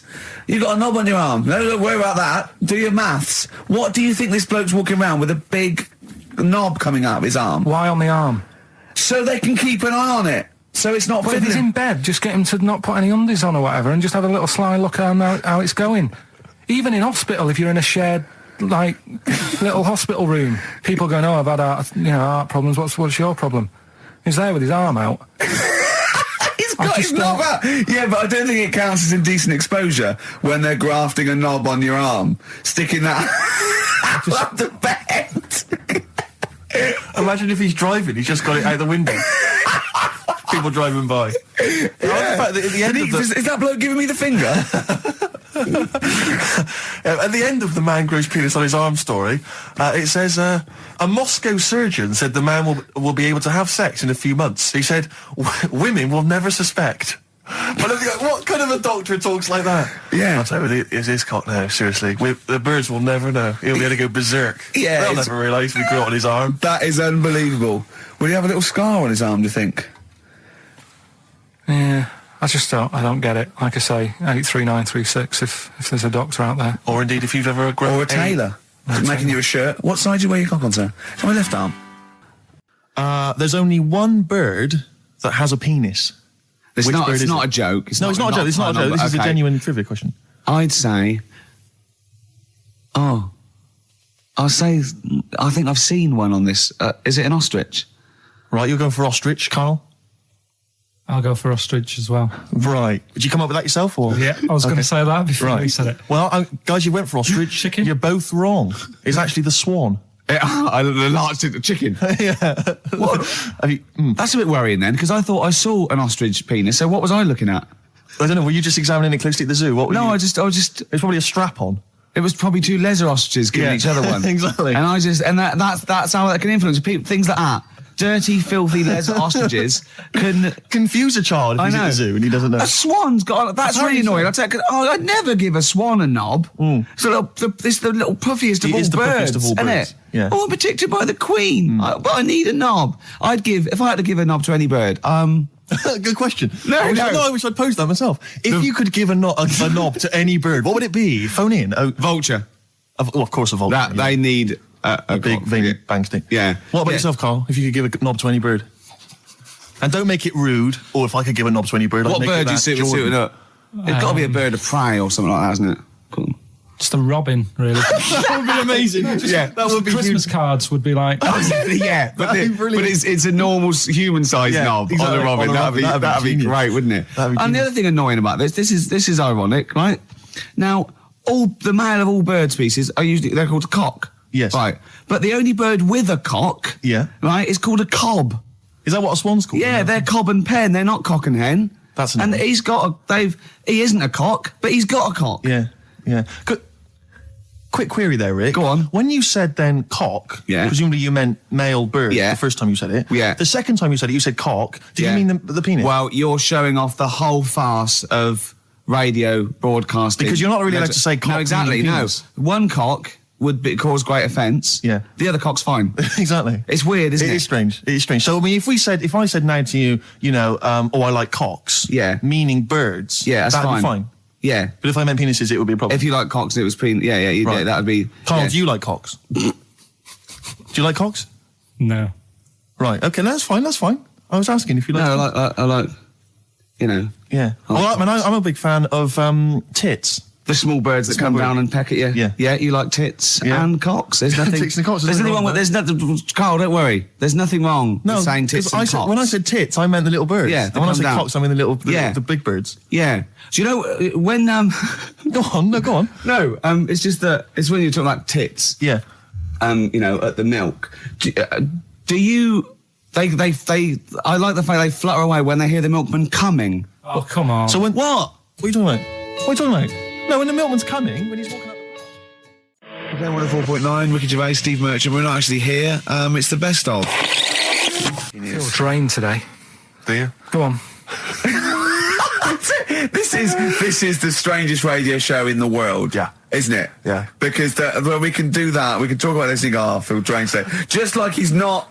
Like, no one's listening. Because that's the sort of thing you say socially and no one listens. Like, just when you're washing up, I feel drained today. It's rhetorical. Yeah. You're not expecting anyone, not even your loved ones, to go, oh, really? They just go, that. But to do it live on air, no one's listening. What I mean is just give us a jingle. But the exactly. But the truth is, the contempt we have for our poor listeners is unbelievable. The listeners aren't listening, and we don't want to be here. So this really is one of the most pointless things ever. No, would have been quite happy to do a full show. But you know what? The flow of it's just. I would love to listen to this back in 10 years. This actual show. Let's keep this forever. Let's keep this show forever. The show we went early. We were bored. It was a day we're trying to save Africa, but we're a little bit annoyed that no one's listening. Yeah, right. Right, once and for all, the final monkey news of the year. Oh, go on. What were you going to say? No, I was just going to say, if you're not into the Live 8 and you're gay, you're not listening, because you're on a walk. Right, okay. Right. Oh, chimpanzee that monkey news. Right, there was this card game going on, right? in the big hotel in Vegas. Right. The Luxor Hotel in Vegas. Yeah. It's a major card game. All the big players and that were involved. Right, they're all invited. Anyway, so they all meet up in this dark room at the back of the. Oh, there we go, dark room. At the back they didn't work. They didn't see the little 4-foot hairy fella. So it was brilliant at poker. Like I say, it's a big game, and that everyone's been waiting for it. So it's played in the back room, not in the main entrance bit, right? So anyway, like I say, it's dark in there and what have you, and the players went in. There was already someone sat in there, right? Right. But they couldn't quite see Was he him. a short, hairy bloke with slightly longer arms than legs? Couldn't see him. Where his arms slightly longer than his legs, Couldn't see strangely him, enough? being dark. Was he holding his hand of cards with his feet? Anyway. So the cards were dealt, right? Cards were dealt, game's going on. His cards with his feet! Game went on for hours, right? No one's listening. The terrible thing is that not even we're listening to Carl now. I know. Literally no one is listening to Carl. Insulting. There was a lot of smoking going on. It's going on. A lot of eating and nuts going on. That was a bit weird because they don't normally get through as many, but for this night. So, come on, let's just play Bruce. Carl, let me ask you now. Carl, you will be a little bit unnerved about this. Have you seen the film Jurassic Park? Yeah. You know what happened there? Well, according to the Sun here, it says scientists are planning to clone mammoths for a theme park. Look at his face. Look at that. He looks like a dog caught in the headlights of a car. He's terrified. I love Carl. He's sprung to attention Carl. there. Is that the best news you could have? Man moths.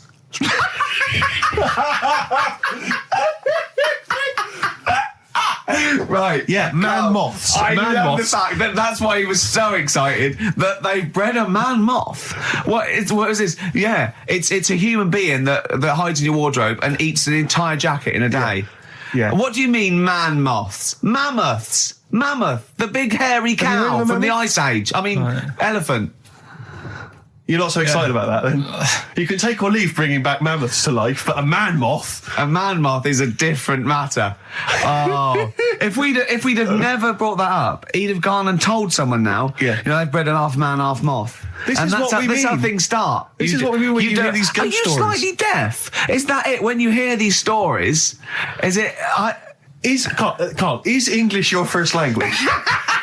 Are you actually foreign? Is that the thing? Yeah. Should we speak when we say slower? foreign, we mean not of this planet. Yeah. Should we speak slower? Would that be a help to you? No, go on. Next What do you one. make of that? Do you think that's good? Do you think that's good to bring back mammoths? Prehistoric animals. These giant elephants. They're slow, aren't they? It's not as if they're going to like get out and run fast and they can't capture them. They'd probably be a Like fence, to be elephants, honest, aren't Carl. They'd probably be a fence. they? No, but I'm Big saying, fence. but you're asking it as if like, oh, it could all go wrong, but it couldn't, could it? Well, Really? but the point was about Jurassic Park is they thought it wouldn't go wrong. They thought they had it all under Yeah, but control. that was And Have you learned dinosaurs. nothing from Jurassic Park, Carl? Dinosaurs would say, "Oh, think about it before you do it." But with a hairy elephant, it's not going to. not a concern for you. Would you go along to see him? Would you be interested in that? If it was in the area, He's great, isn't he? I'd love a queue, Nothing right? impresses No, him. but what I'd like to do is Carl sitting like Yoda in a little cave, and I'd just like to see people like Tony Blair and Stephen Hawkins in a queue, and they go and say, "Carl, got a bit of a problem." And thinking of cloning a man and a moth. Problem? Not an issue. No, if I'm in the area, I might cruise around and have a look at it. Otherwise, just don't send it near my clothes. Oh, that's fantastic. So it's just for a second. As the words "man moth" came into your head, how excited were you? I mean, were you both terrified and excited? For the moment when you thought that they'd cloned a man and a moth? I pictured What kind of face did he have? Did he have the moth's head or was it a man's head? just a little man head. Right. What was his face? What did it look like? He just was like a bit shocked. Perplexed. Yeah. Yeah. So it was like he'd been grafted onto the body of a moth without his consent. And when he was asleep, lad. Yeah, he'd woken up. he just went in to have a goiter removed, and they said, "We've He replaced woke your up with goiter with the body of a giant moth." Yeah. Is that all right, Mr. Jenkins? So he had the head of a little. Was it a little boy or a man? Little man, Right. Okay. and he's just bumping into a lamp. He's just running into the. if you went into hospital and they'd done something, what's the worst thing they could do, right? What would you rather have done, right? You wake up and you've got lobster claws for hands. Right. You wake up and you've got duck's feet. Or you wake up and you've got one horn coming out of your head. The worst thing, Yeah. probably the horn coming out of my head. Why? Get in the way. That'd be useful, wouldn't it, in fights and stuff? And for like parties, people would play Well, I suppose quoits. the lobster claws would also be quite handy there. So anyway, I found these things. Do you want to hear them? yeah. So what's it? Explain this again. Right, so I got back off holiday. The first job I found out I've got to do is work with Ricky for a voiceover. I do a regular thing. I do X-Ray magazine, but I'm allowed to make the script up, and they said I could, so I did. Right, so imagine this. Well, I know you, Rick, and I know you like to put a lot of work into these things. Yeah. You want to do a good job. So he rolls up, he says, "Let's do it then." He said, "What's in the magazine?" I said, "Well, here's a selection of stuff. This is what you've got to sell." He said, "Leave it with me." He goes into the little booth, and the first one he comes up with is this little advert for it, right? X-Ray magazine. It's out now. It's £3.50 May edition.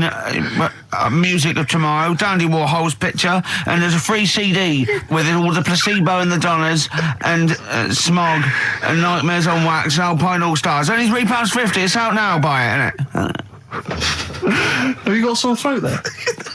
Well, that's all right, isn't it? And he was going, "You can't." I said, "We are doing that. I've done one. That is it. That's it." So I persuaded him. He went, "Right, okay, we can possibly put that on XFM, right? I'll have to see, right?" And so I wouldn't do it again. And he went, "But you need one for Capital."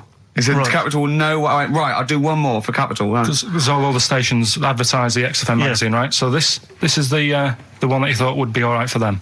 Ooh, hello, you loonies in Radioland. Dr. Frog here to tell you about the new edition of X-Ray magazine. It's out now and it's only £3.50. You've not heard of it? It's a great music magazine. And you get a free CD featuring bands like Placebo. They wear makeup, but leave them alone. Gold Chain, Smog, OK Go, The Donners, and all great bands that you'll love. To Froggy here. Hello. Bye. Ribbit, Froggy says bye it. Oh, well. So then, he says, "That's it. It's You good to had see. your money's Is worth." Dr. Frog still on there? He's still on classic. I said, "That isn't going to go out. They're not going to be happy with that." He said, "You've had your money's worth. I'm going." Yeah. So I'm left with that. I then have to get the bosses in. And because I've let him go, in a way, it's my responsibility. Yeah. So I've obviously thought I've got what I need. I had to play them to the MD. What did he say? And justify. Well, I was sort of thinking if I laugh, he might go, "Well, I don't get it," but he finds it funny. Oh, brilliant. Well done. So I was laughing. He was sort of thinking, Excellent. is that it? Brilliant. When do they go out then? I think one of them's going out at the moment. Excellent. I think the first one's going out. Brilliant. Well, let's play a great track then. Is it Dr. Frog? Well, I'd like to see Dr. Frog feature maybe on our show more often. Okay. Oh, I've got some new comedy characters. I can't believe we're up. You know, I love the work of comedy greats like Chris Moyles and Noel Edmonds. I've got some really funny comic characters that'll be popping in and out of the studio. Save them. Okay. I'm excited. Coldplay, One I Love. That's for Nick, Neil, Olivia in Tower Bridge. Absolutely, and also Nikki from Bromley who emailed in. She's enjoying the show and she wanted a bit of Coldplay. That's the B-side of the current single. This is a great show, isn't it? We've got great music, we've got laughs, tears, we've got requests, we've got Simon Mayo games. It's just like Radio 1 for less people. Exactly. Radio 1 for less people. This is great, isn't it? So go on then. So listen, Guy, you were so excited about this game, weren't you, earlier? You came in with a hop, skip and a leap in your step. Although I must say, the phones are going mental. We're going to have to take some more calls. People love Carl. High and Dry is great. I mean, it works. That's it. Can we have a very quick... Just recap in case someone's just very quick Can you make it so High and Dry doesn't work now? Give us a bit of information that makes it different to High and Dry, or can't So you for those that do have just that? tuned in, Carl describes in a roundabout way a story which somehow is representative of a song. Is that right? Song title. A song title. Yeah. Okay. So this woman, she's all right. You know, she has a normal life, Pretty much. kind of. Yeah. There's probably a few things actually that she can't do thinking about it. But the main problem would be having a wash or having a bath or having a shower. Yeah. Maybe going for a swim thinking about it. Right. Let's go. I think water is the clue, isn't it? That's the clue. All right, so Who's that on the line? Hi there, it's Mark. Hello, Mark. Hi, Mark. Right, What do you think? Smells Like Teen Spirit, Nirvana. No, it's not. That's a great guess. Smells like Teen Spirit again. He's also No. brilliant. Thank you, Mark. Well done. No, it's not that. All right. Hello, XFM. Oh, that's a dodgy mobile. Oh, that's a bit of a clue. A dodgy Hello, mobile. XFM. Oh, they've just given up. They've all been going for Smells Like Teen Spirit. They just hung up. Hello, XFM. Hi, is it She's Electric? Excellent. She's electric. It makes sense. That's fantastic. Oasis, Carl. she's electric. Why does she smell? Because she doesn't have a bath and that. Because she can't have a bath or a shower. What's your name? Neil. Neil So got does it. that... So... Oh. Neil got it. So, did you get it straight away? No, only during the song. A process of elimination from all the other wrong answers. Yeah, basically. So, She's electric. Rick, I have to say, you're holding your head in your hands, and it looks like you want to shoot off. But I have to say, I thought that was quite good. I genuinely thought that was quite good. But it's not a cryptic clue, is it? Because it's not... She smells. There's a few things you can't do. She's electric. yeah, but do you understand what I'm getting at? She's electric. I always understand what you're getting at, Carl. That's never been a problem in the years I've known you. Neil got it. Yeah. She's I have to electric. say, Rick, I think you're down on this idea. I could definitely see that ITV1 replacing Celebrity Get Me Out of Here. Karl Pilkington hosting. Simon Mayo on the phone Exactly. to the lawyers.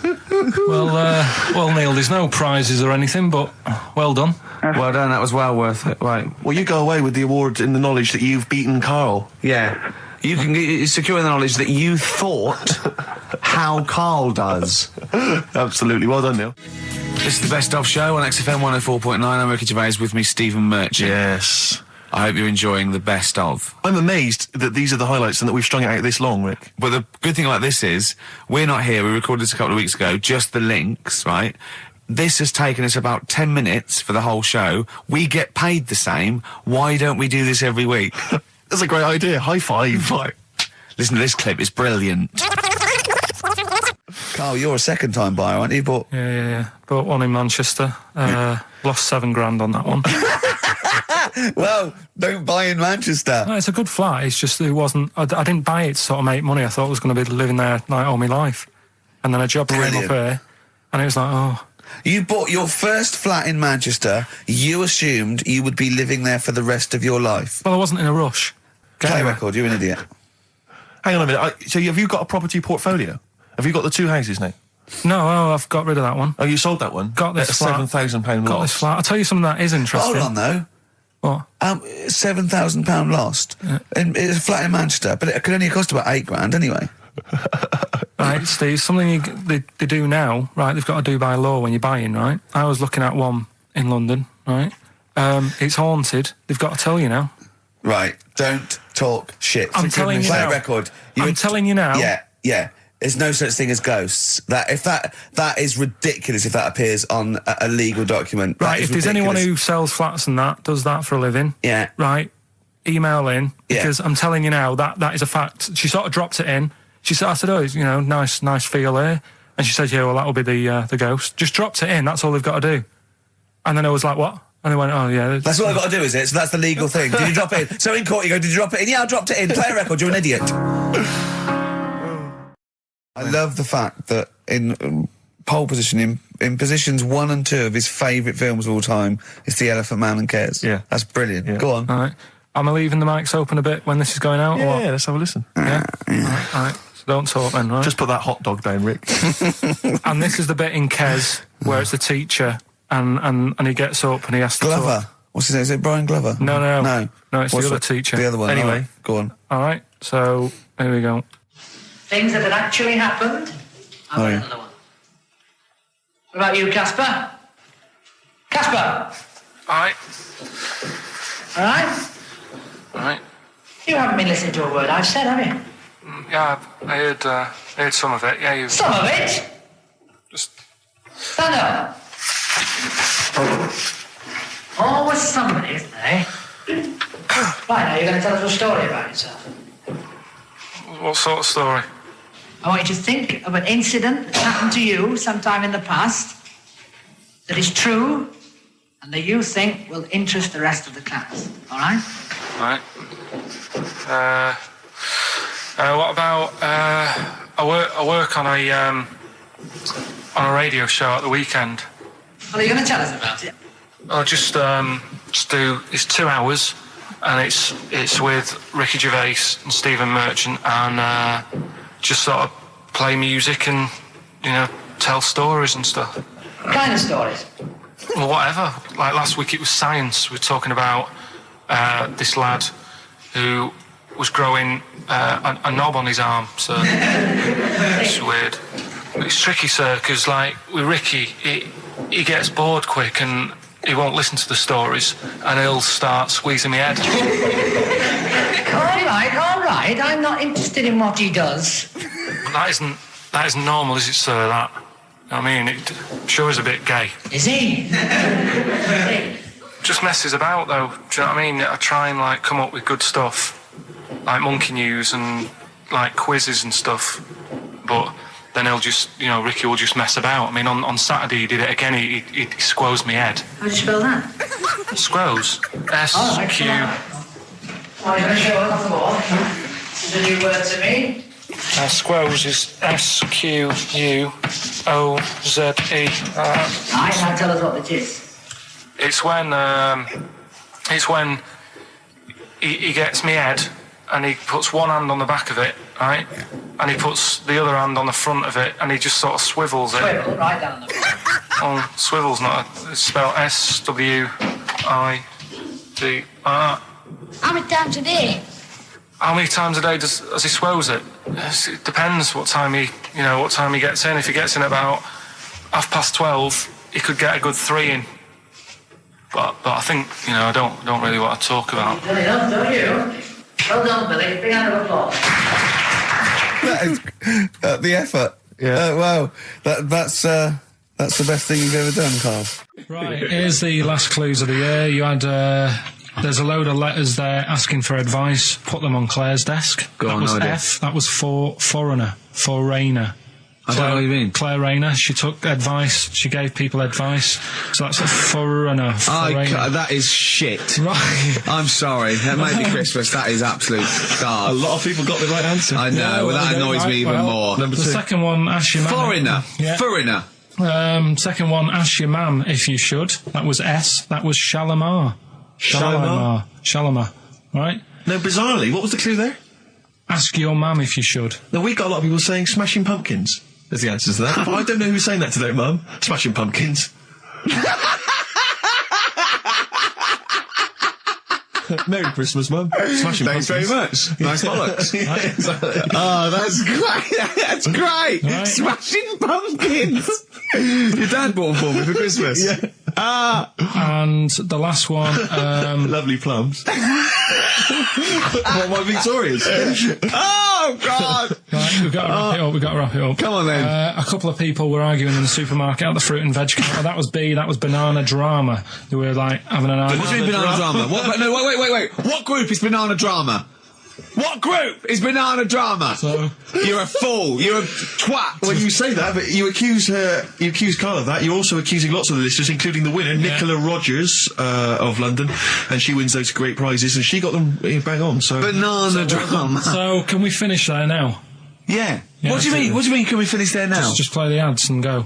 What? No, what are you talking about? We're going to play Johnny River all day. Play that then. Goodness me, Carl, look at you. We haven't got time. Merry Christmas, Carl. Merry Christmas. Carl. Enjoy the show. Let's give him a little kiss. Oh, a little kiss. Oh, no, with tongues, it's Christmas. No, don't. Stop messing about. Get off! You don't talk to anyone, do you, in the week? You just hide in your little sound booth thing, and you really don't talk to anyone, do you? Much? Not really.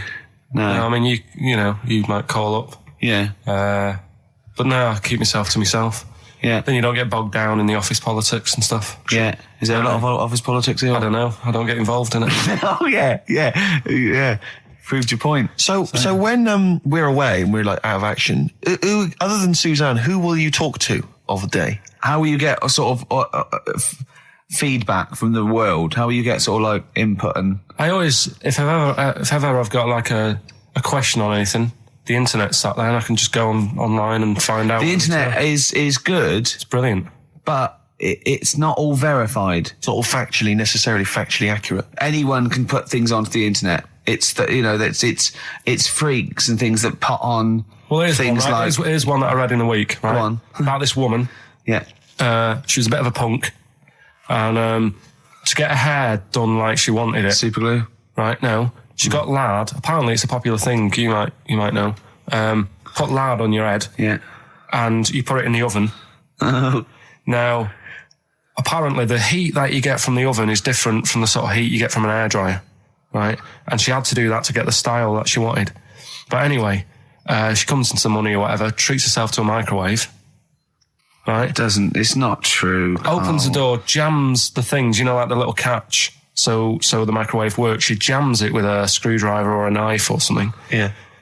Puts the microwave on, sticks her head in, boils her brain. Don't be ridiculous. Right? Well, why is that ridiculous? Boils her brain. She boiled her brain.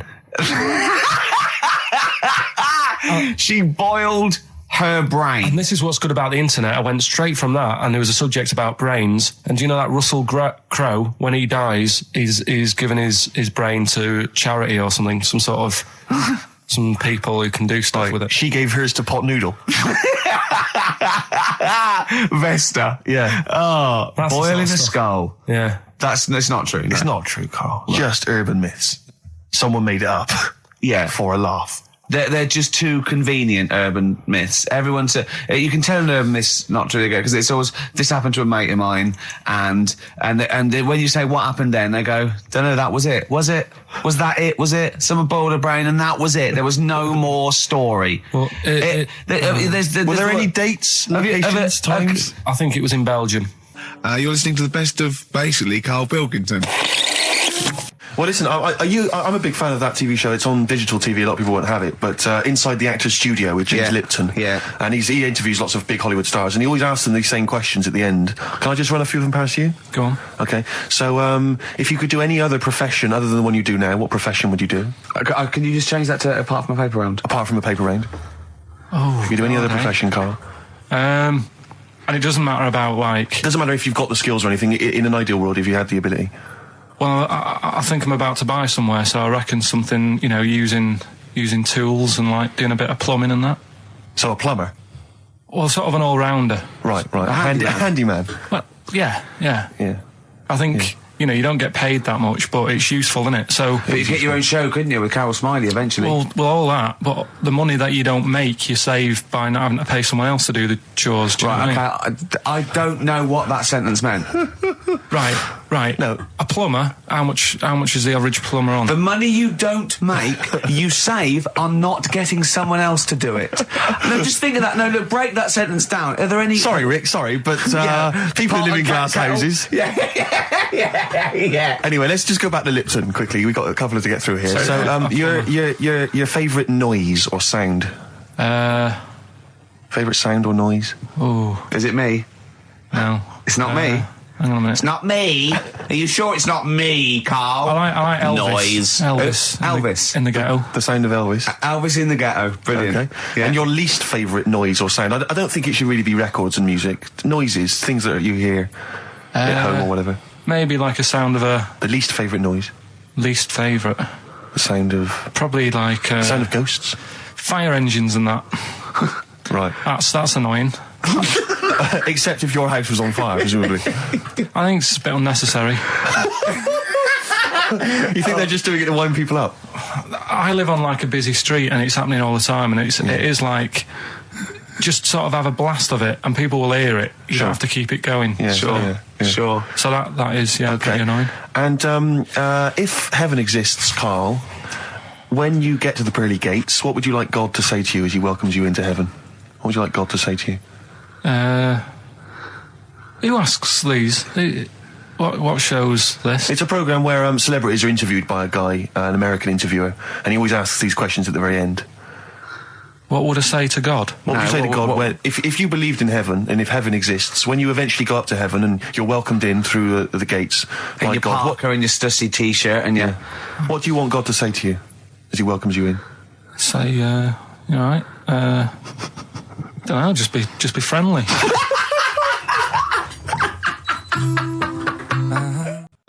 Right, okay. Are you in a film this week, Carl? We're doing that now. Yeah, go on. Get it over with. Hang on a minute then. Get it over with. Let's get this show over with. We can go home. You can go off to Lanzarote and sit on some ash. Some charcoal. He's not happy about that. That's annoyed him. The listeners have all ganged up on him. Yeah. XFM giving him 2 CDs. We've had more calls for his resignation this week than ever before. What do you think of that, Carl? What do you mean? There's another reason. Do you know what I mean, though? Because he's grumpy. He's not just giving it. He goes, well, I can't help it, can I? I don't want it. You're being paid well to do a job. People have tuned in to be entertained, to have good songs. Me and Steve are working I'm pressing here. the buttons. I'm paid to press the buttons. That's what I'm doing. Has every CD started on time? Then why would they give you Monday off if you just paid to press the buttons? Don't get every other Monday off, do I? So have you stopped doing that now, have you? Well, yeah. Why? Because there's work to do in that. I'm not moaning about it. Let's get on with it. So It's you in the film Scrooge. Yeah, Which yes. version of Scrooge? The old one. Is it if it's just you moaning with bells, I'll be annoyed. Right, go That on is then. essentially Scrooge. yeah. Right, Scrooge, listen to this, and then there's some question at the end. All right. And you can win some stuff and that. Yeah. All right. Yeah.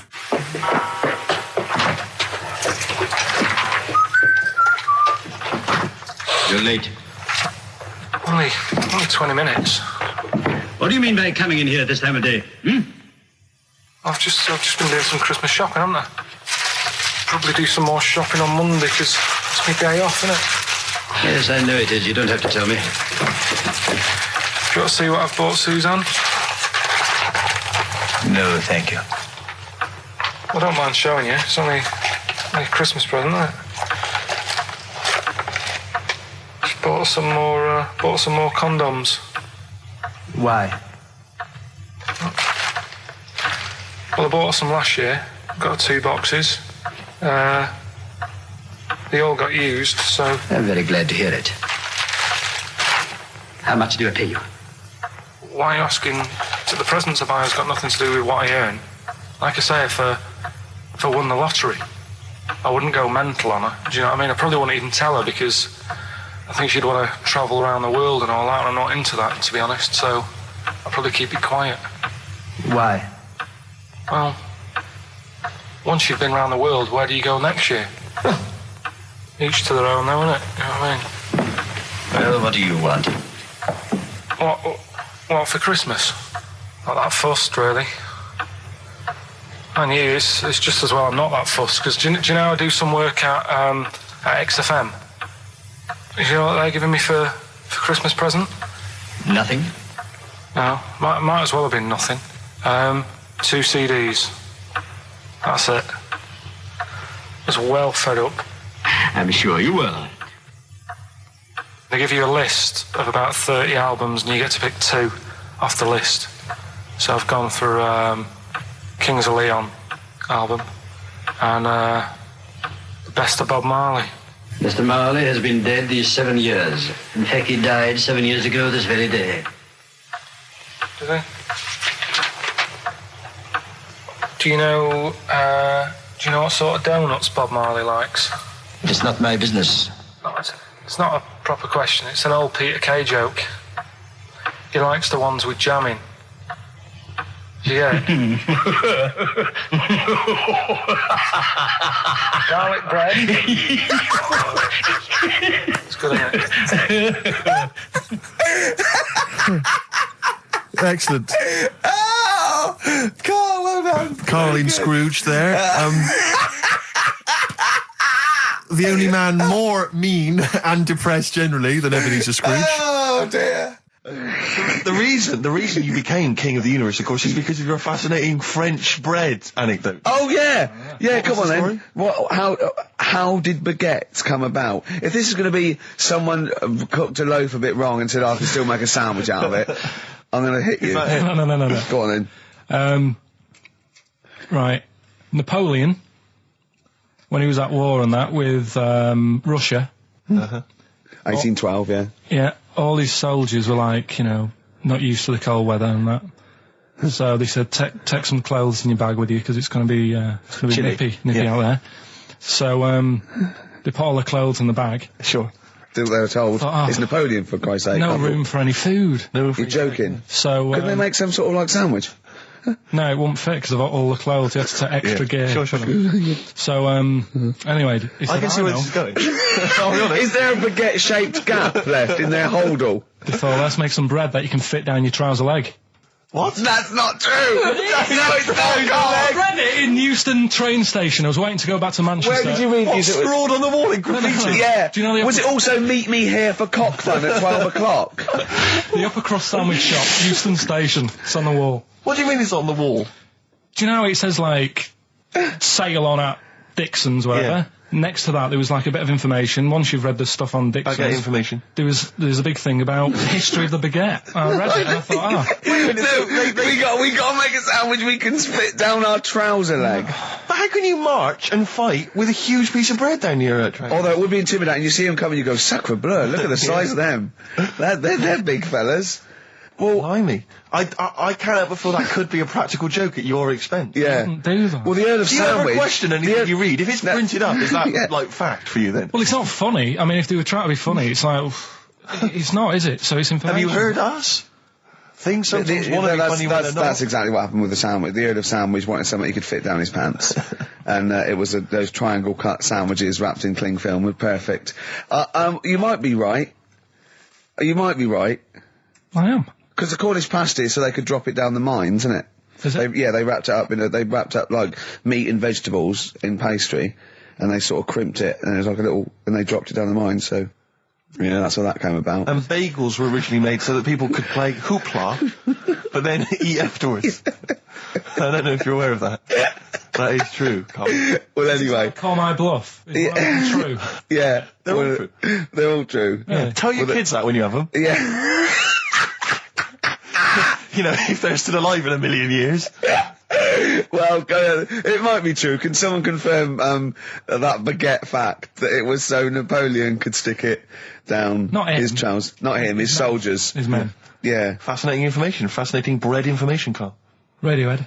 Yeah, now this is my song for the lovers. It's a beautiful track. It's Let Down off OK Computer. It's one of my favourite Radiohead tracks. It's lovely. Right, set the tape going now if you want to tape these songs.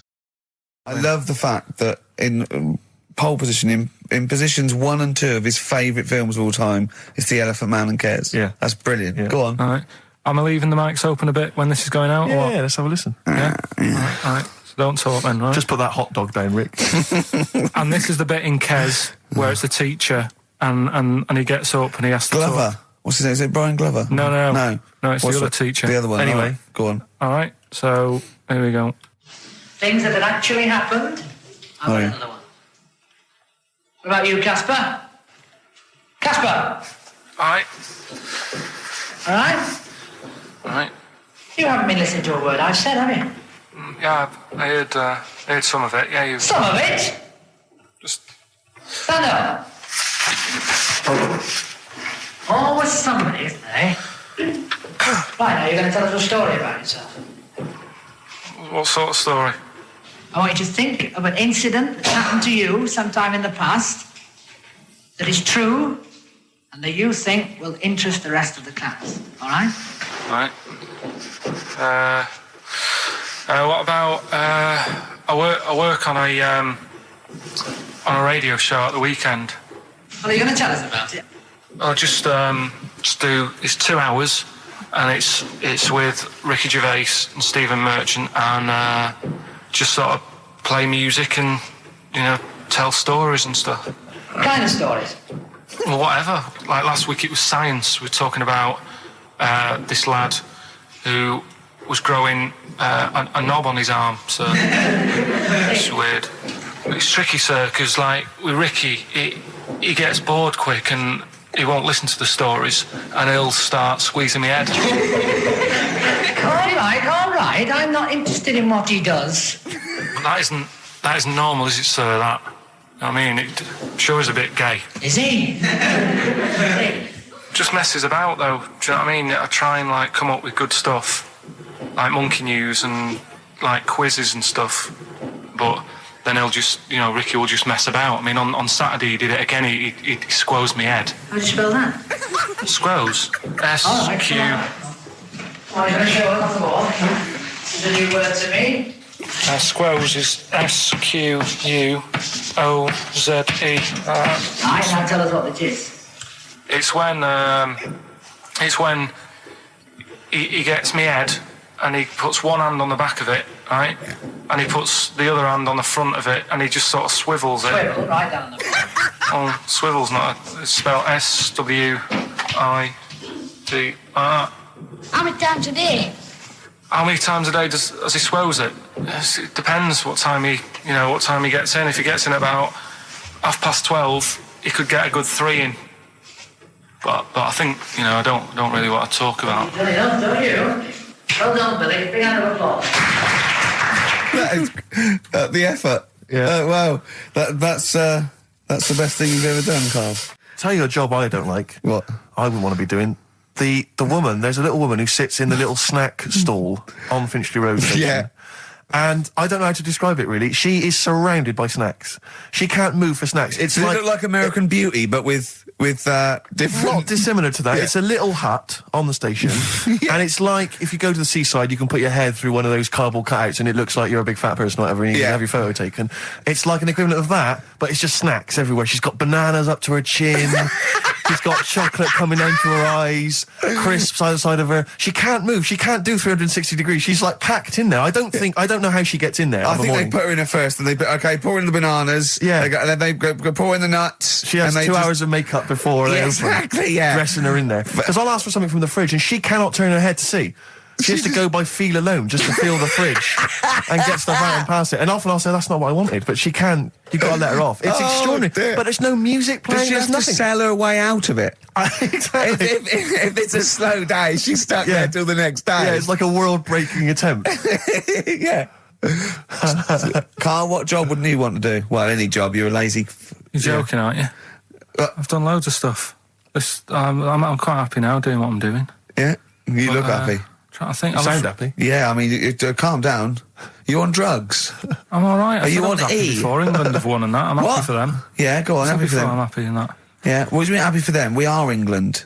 Happy for us. Yeah. I mean, we didn't play. I did very little towards it. No. It was mainly Johnny Wilkinson. Yeah, I and the barely other- contributed. Switching on the TV was about as much as I did. Exactly. And shouting, come on! Yeah. Talking about jobs and that, though, I was reading the other day about, like, you know, rubbish jobs that people have had and I stuff. haven't got time when I'm at work, man. I just get on with it. I'm not squiddly diddly. Fingers in pies, different jobs. Go on. Do you know Ivor the Terrible? Ivan. He, his Russian. Yeah, that was the Welsh fella who was bloody awful, but not as bad as his Russian cousin, Ivan. Go on. He had a fella doing some work for him, right? This fella built his house, After it was done, right, the terrible fellow was like... fella Ivan. He was going, "Oh, it's brilliant. You've done a good job there. Yeah. I don't want you to build another one like that."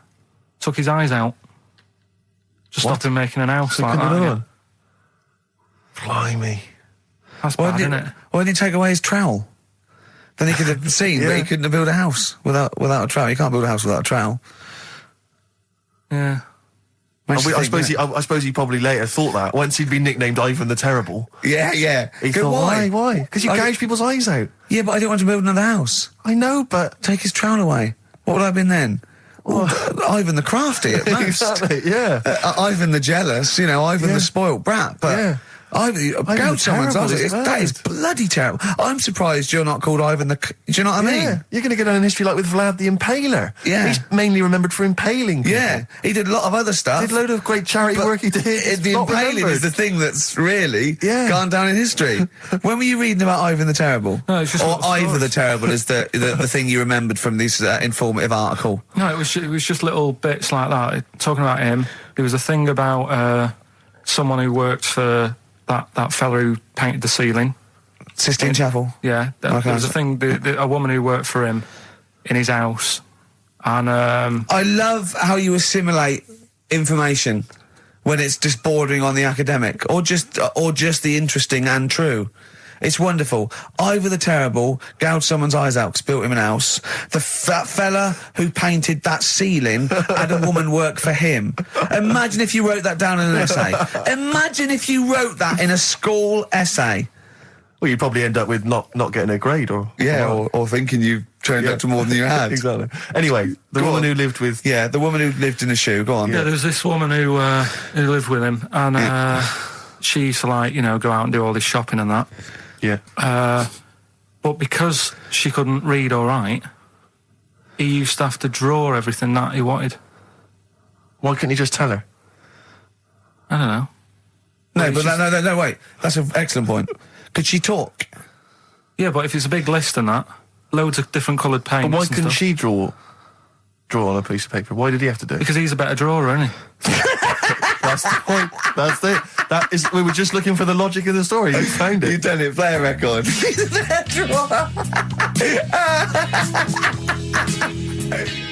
What's the best job you've ever had still, Carl? Talk like about it. Is still Paper round. Is it still the paper round? Yeah. That's ridiculous. No, it was good though. If you look at it, what I liked about it, you're your own boss. No, you're not. You're not your own boss. No, The guy who runs news the news agent is your boss.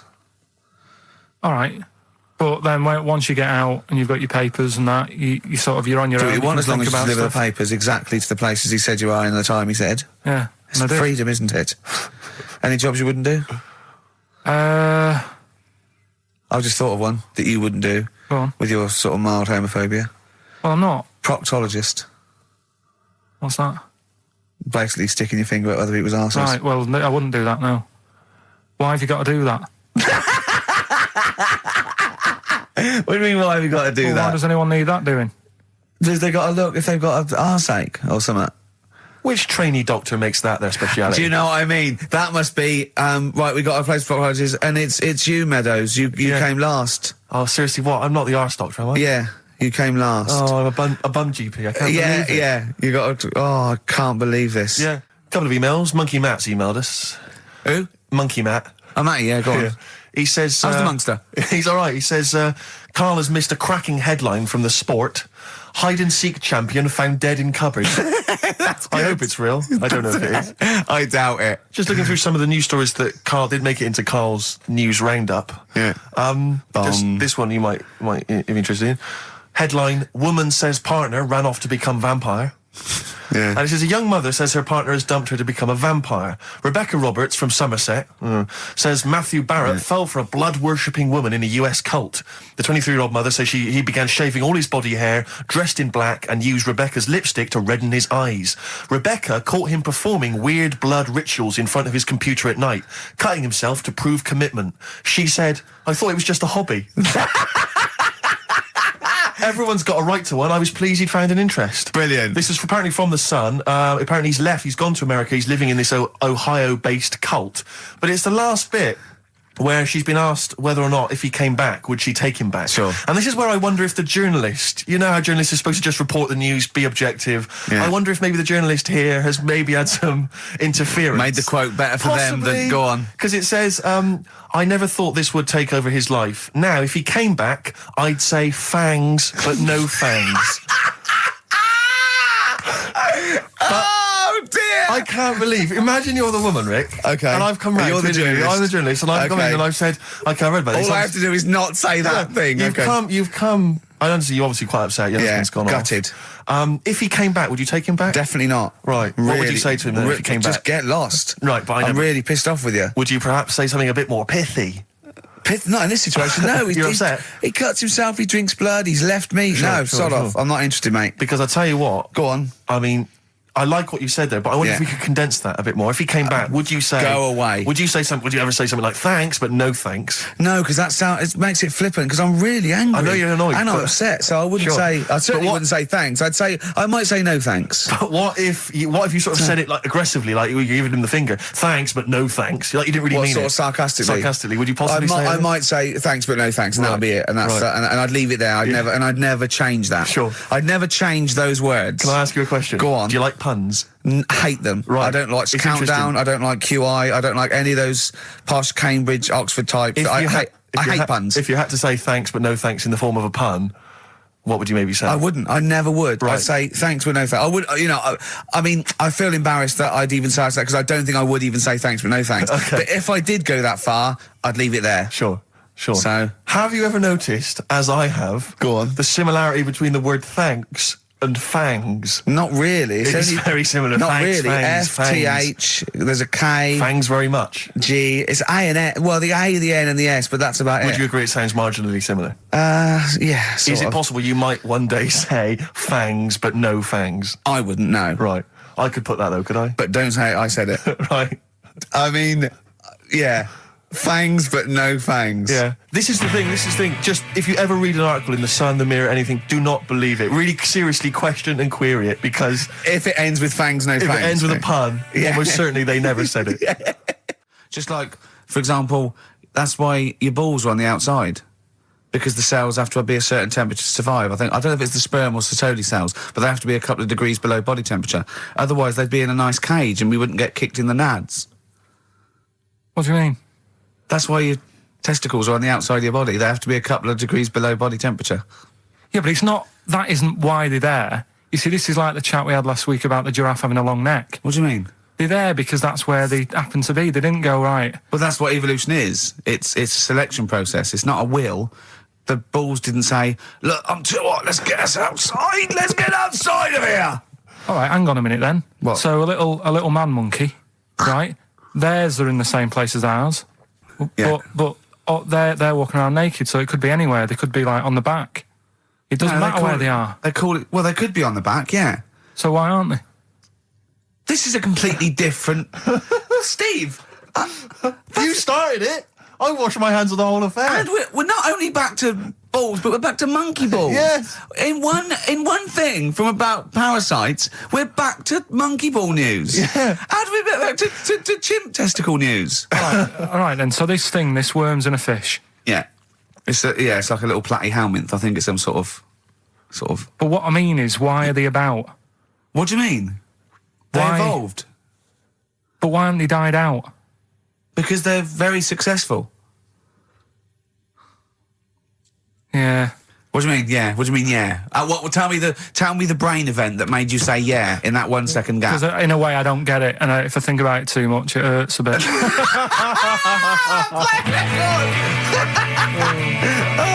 They've just been around for years, Carl. Yeah. Like Cliff Richard or something like that. Go on. Talking about this the other day. What was it now?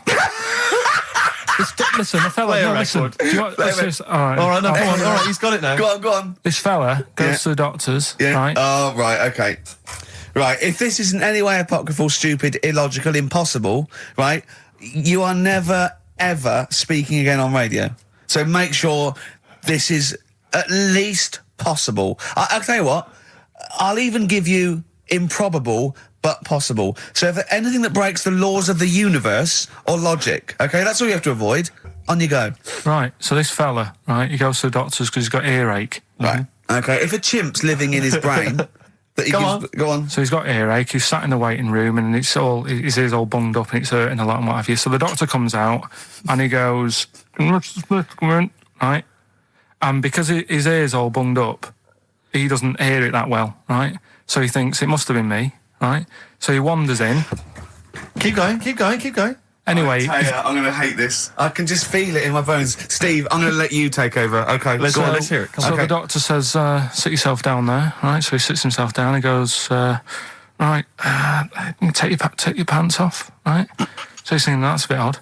Anyway, he heard that though. He apparently he took his tackle off. The doctor did some operation. What, there in the waiting room?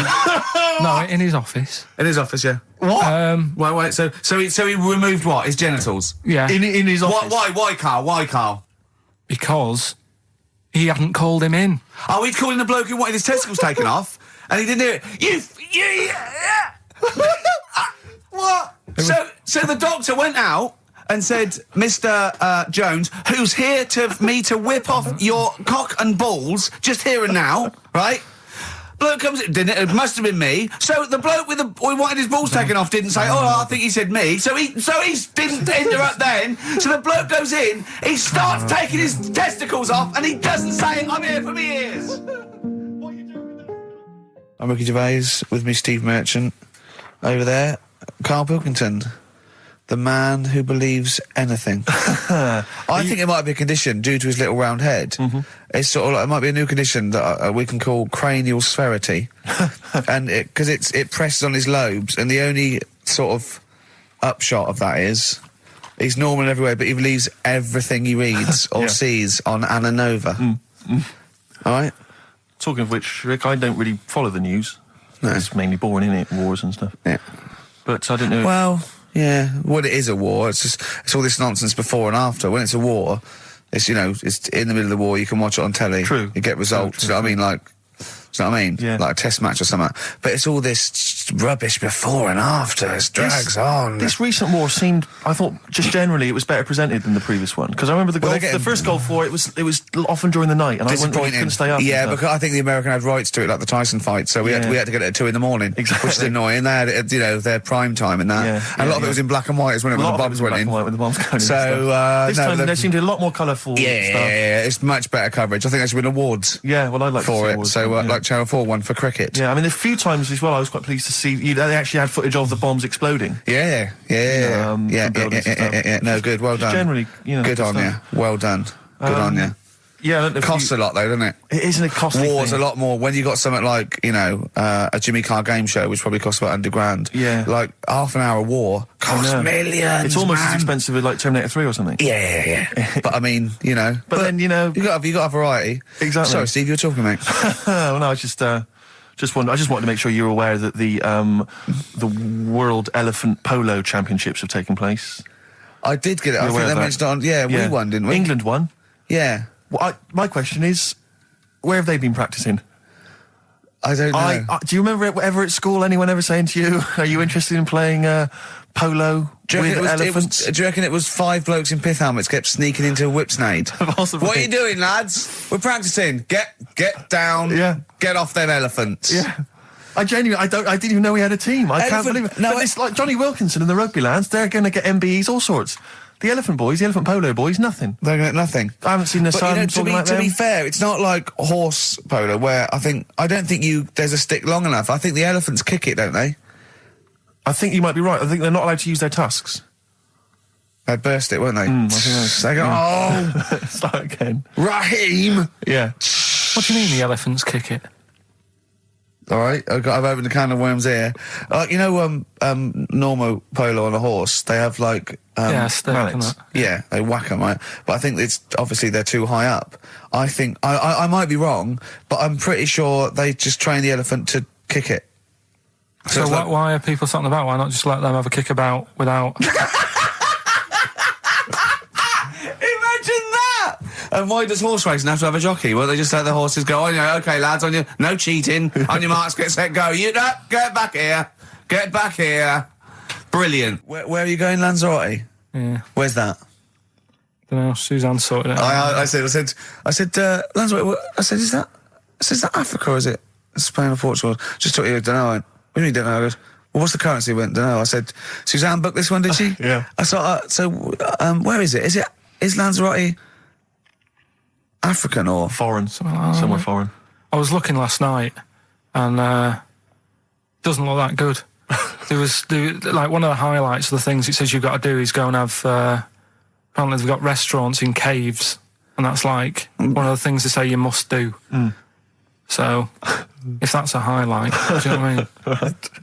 So I'll do that. Go and see what that's like. Yeah. When you're on the beach, Carl, do you wear the very, very tight Speedos?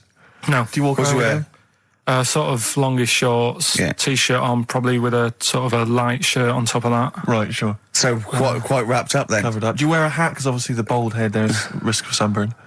No, I just put a bit of lotion on it. Lotion on there. Yeah. Just have a bit of a wander down the beach, have a look. Yeah. See if there's any old blokes with their tackle out and a backpack. I'll have to look forward to, so Yeah. there you go. Yeah. Well, we're looking forward to finding out how you get on. Yeah, I'll let you And know. interested to know what she gives you on Christmas Day. Probably getting More anything. scintillating chat after this next song. We've had a lot of emails, Carl. I don't want to sort of put a dampener on your Christmas, but a lot of people have been slagging off Lanzarote. One of them just said, well, one of them just, I don't know if I can find It is Canaria, isn't it? It's It is one of the Canaries, isn't it? It's a volcanic island covered in volcanic dust. It's very windy, so you have to dig a hole to sit in on the beach, and there's hardly anything to do. That's from Mike Godham, he says, unless you like quad biking. Well, you know, you've seen what happened to No, Ozzy don't Osbourne go this quad week, so don't do biking. that. No, with your little head, there's no protection at all, is there? I don't know what you're thinking. I don't know. At least Rick Mann and Ozzy had lots of hair. Yours would be like Humpty Dumpty. It would crack like a little egg. And then we'd seen, there's no kings or kings horses. So, Yeah, well, they couldn't do the job anyway. No, if you remember. shouldn't really send them. They're not really qualified. Horses not equipped to put send back an a egg medical man. man like Neil Fox in Yes. to mend But not eggs. some kind of military horse. I bet he's had the egg on his face a few times, hasn't he? What, Foxy? Yeah. Most of the series are Pop Idol. Right, Carl.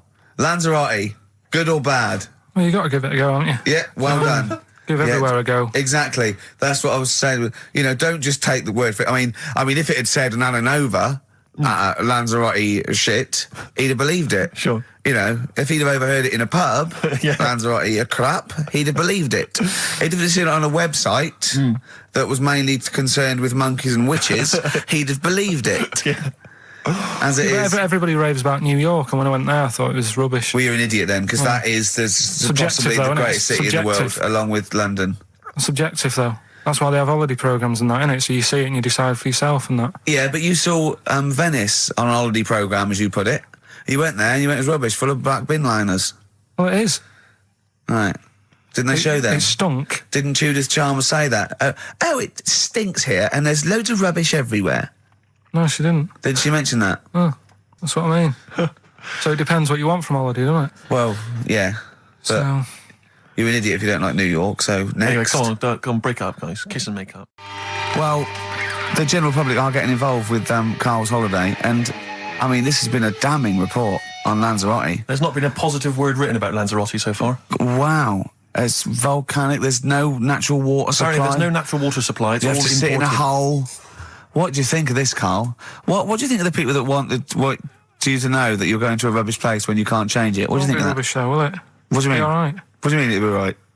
Because I'm going to go there thinking, oh, there's no water and that, and there will be water. No, they didn't say there's no water. What did they say then? There's no natural water supply. Whatever. I'm not bothered. Doesn't bother me. All right. I'm going to have a good time and that. What are you going to do? What's your plan to do? Got a book. What book you got? Rich Hall book. I'm just going to read that. So, Brilliant. and the weather's better than here, isn't it? What's the matter? What's the Well, matter with I've Carl? got something to cheer him up. Someone's emailed in, Emma's emailed in, she said that for those that know, those in the know, they referred to Lanzarote as Lanzagrotte. Brilliant. He's a bit fed up. He's got 2 CDs for Christmas from a company that's he's been with for 6 years. He's a little bit grumpy about having to answer the phones. He wouldn't go and make Steve another cup of tea immediately. Selfish. Yeah. Carl, what are you thinking? Nothing. Go on, what were you doing? Come on, Carl, you're getting paid for this. Project. Out. We'll take one of those CDs away. All right.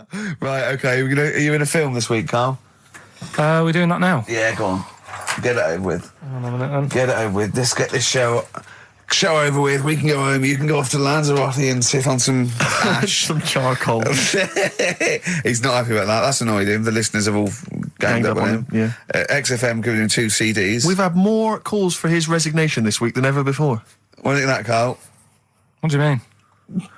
There's another reason. Do you know what I mean, though? Because he's grumpy. He's not just giving it. He goes, well, I can't help it, can I? I don't want it. You're being paid well to do a job. People have tuned in to be entertained, to have good songs. Me and Steve are working I'm pressing here. the buttons. I'm paid to press the buttons. That's what I'm doing. Has every CD started on time? Then Yeah. why would they give you Monday off if you just paid to press the buttons? Don't get every other Monday off, do I? So have you stopped doing that now, have you?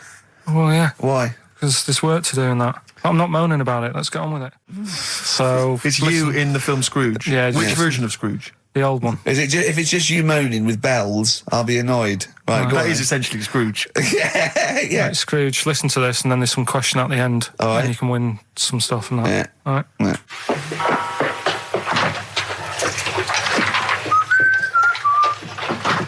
You're late. Only 20 minutes. What do you mean by coming in here at this time of day? I've just been doing some Christmas shopping, haven't I? Probably do some more shopping on Monday because it's my day off, isn't it? Yes, I know it is. You don't have to tell me. Do you want to see what I've bought Suzanne? No, thank you. I don't mind showing you. It's only a Christmas present, isn't it? Just bought some more condoms. Why? Well, I bought some last year. Got 2 boxes.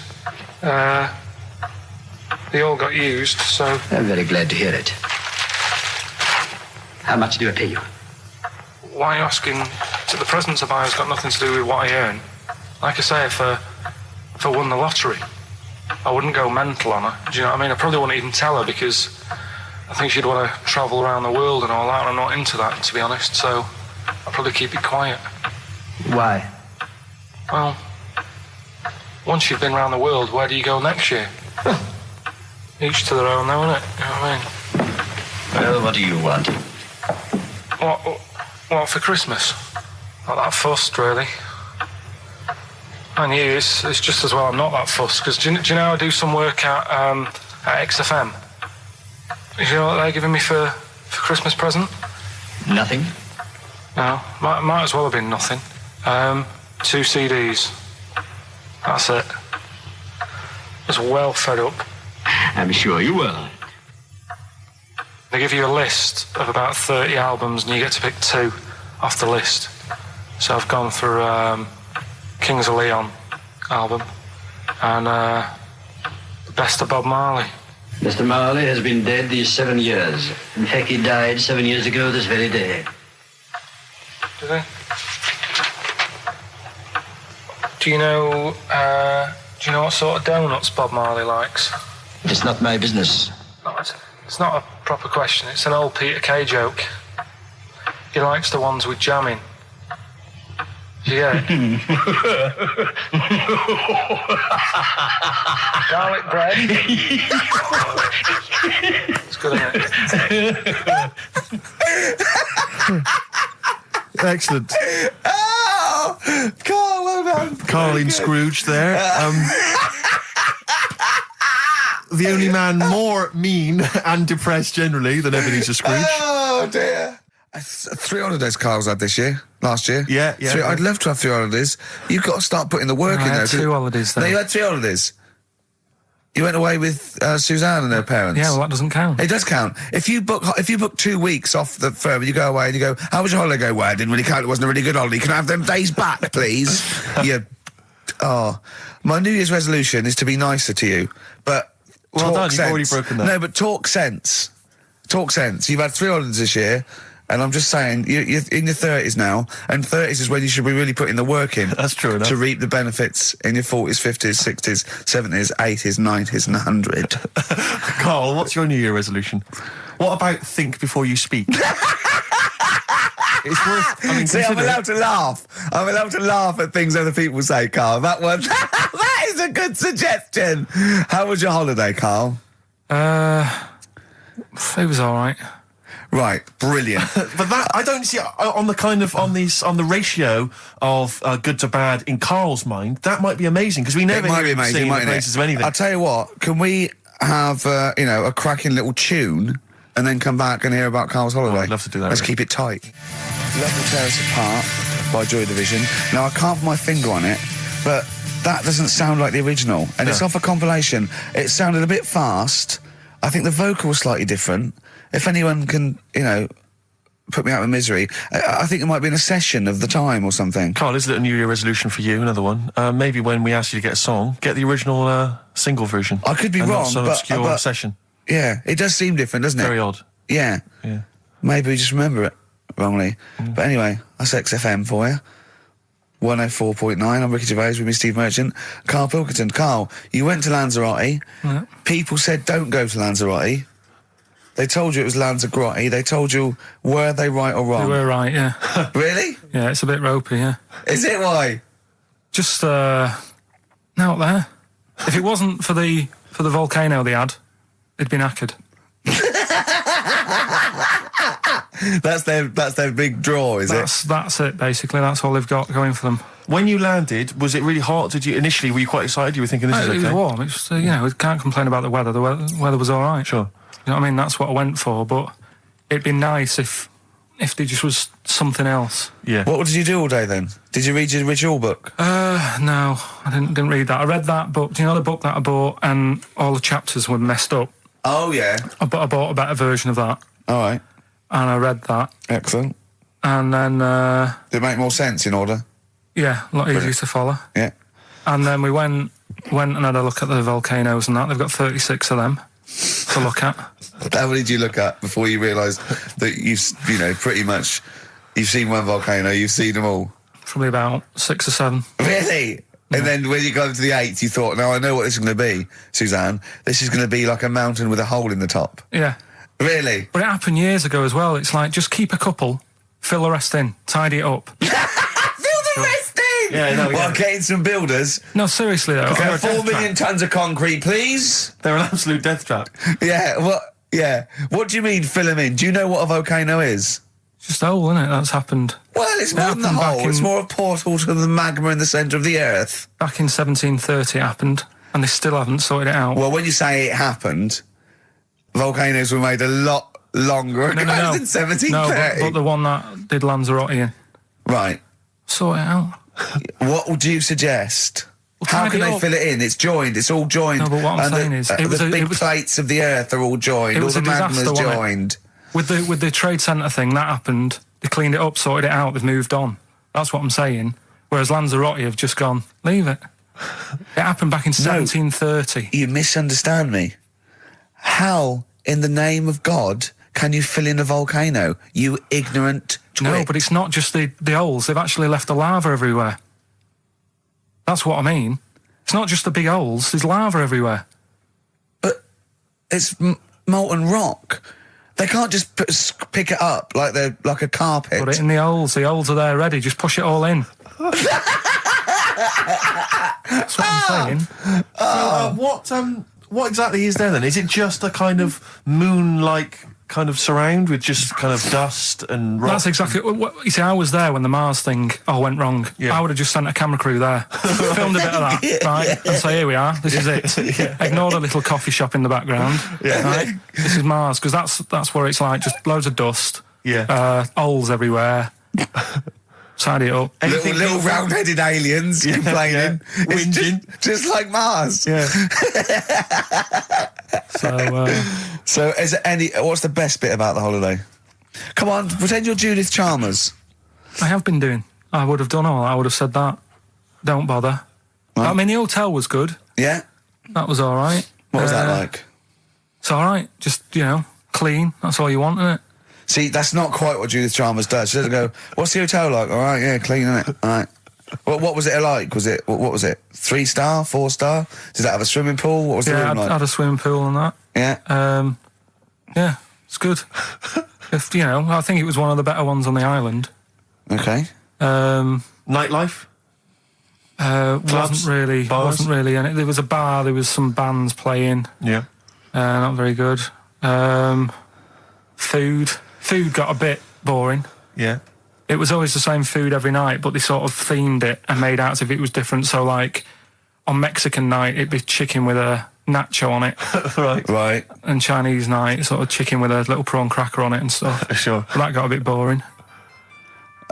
That's me just turning on my phone because I want to read to you a text that I got from Karl. I think you sort of sum up the holiday in this text, don't you? Do you remember it? I can't remember. Let's have a look. Let's have a little look. Let's go Instantly, through what it. did Suzanne, your girlfriend, make of it? Similar view to you? That they should fill in the holes? Yeah, it's just that thing. You see, I went on a coach trip, right? And you go and see the volcanoes. Like I say, there's 36 of them. Yeah. Which, how many do you need? And when we're on the coach going round all these volcanoes, the fella on the front's going and look out your left window at the moment, and there's a volcano. And if you quickly look out at the right-hand side there, there's another one. Right. And on the left, he's just like, all right, we've seen it. Sure. Do you know what I mean? Yeah. And that trip, I mean, we'll talk about that trip in a bit. Right, this is the text I got from Karl, right? All right. Been up to a volcano. Been in some dead artist's house who built his house in the lava. They said they would show me science with volcanoes, but all they did was chuck some water in a hole and it shot up in the air. No dwarves in the canteen, no scousers here, but there is a Swede woman with a big head. She looks effing gormless with a cap on. All right? So a little reference there to... A Swede woman? What's that mean? Do you mean Swedish? Yeah. Or she looked like a vegetable? No, the Swedish woman. But they've all got sort of quite big bill, aren't they? And I sent him a text. Oh, well, it's just good to be on holiday because, I'm working. He sent back, so am I. Just been watching Sky News. There is a school for monkeys who want to get a band together. Is that monkey news for later?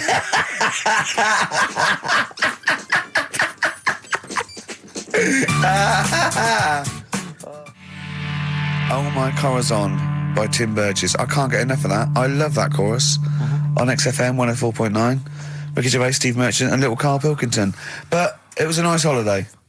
Yeah, it's all right. It's just, I went there to relax and that. Exactly. Did a little bit of that.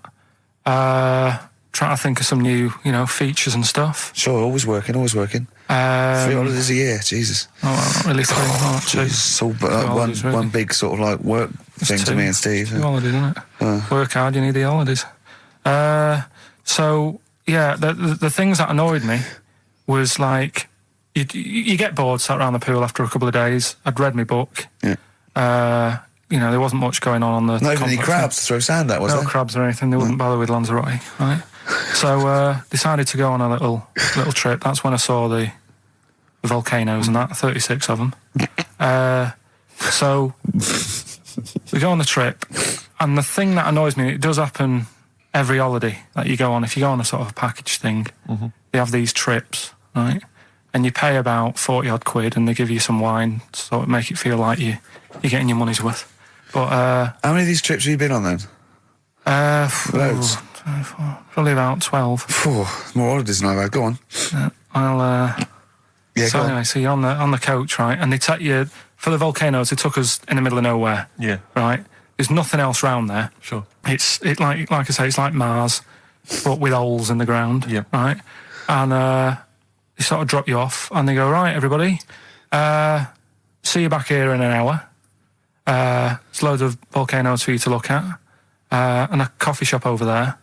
And for a fact, right, you don't need an hour there. You could just say, well, just keep the engine running because I'll have a look in this hole, we'll get back on, give us 5 minutes. Don't need an hour. Absolutely. But that they've got something going. It's a backhander, definitely. What, with the coffee shop? Definitely, yeah. They go there. And they get everyone to have an ice cream and a coffee, and they sit down, have a fag, talking to the bloke. Yeah, and it's like, cousin. Yeah. How much was the coffee? Was it probably about 3 It's euros, so I think it was $3.50. Sure. Yeah. Which is, I don't know, what, that's about £2.50, isn't it? Yeah, they've stitched you up. Carl, you're a second-time buyer, aren't you? But Yeah. Bought one in Manchester. Lost $7,000 on that one. well, don't buy in Manchester. No, it's a good flat. It's just it wasn't. I didn't buy it to sort of make money. I thought I was going to be living there like all my life, and then a job came up here, and it was like, oh. You bought your first flat in Manchester. You assumed you would be living there for the rest of your life. Well, I wasn't in a rush. Play record. You're an idiot. Hang on a minute. So have you got a property portfolio? Have you got the 2 houses now? No, I've got rid of that one. Oh, you sold that one? Got this at a flat. £7,000 Got loss. this flat. I'll tell you something that is interesting. Hold on, though. What? £7,000 lost. Yeah. It's a flat in Manchester, but it could only cost about £8,000 anyway. Right, Steve, something they do now, right, they've got to do by law when you're buying, right? I was looking at one in London, right? It's haunted. They've got to tell you now. Right, don't talk shit. I'm telling you Play now. a record. I'm telling you now. Yeah. There's no such thing as ghosts. That is ridiculous if that appears on a legal document. Right, if there's anyone who sells flats and that, does that for a living, yeah, right, email in, because I'm telling you now, that is a fact. She sort of dropped it in. She said, I said, oh, you know, nice feel here. And she said, yeah, well, that'll be the ghost. Just dropped it in, that's all they've got to do. And then I was like, what? And they went, oh, yeah. That's all I've got to do, is it? So that's the legal thing. Did you drop it in? So in court you go, did you drop it in? Yeah, I dropped it in. Play a record, you're an idiot.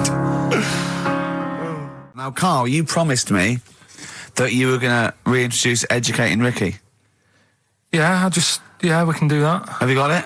Have you got something that will that's something that I won't know that's correct and that will interest me? Yeah, there's loads of stuff. Is it anything to do with monkeys?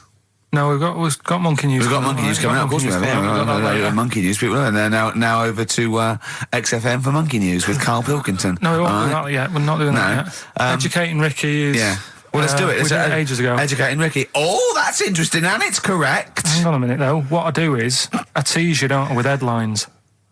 Oh, go on then. And then you have to sort of go, that one sounds good. Go on then. What are the headlines? I want to know more about that. Educate me. Yeah. Right? Okay. You've got,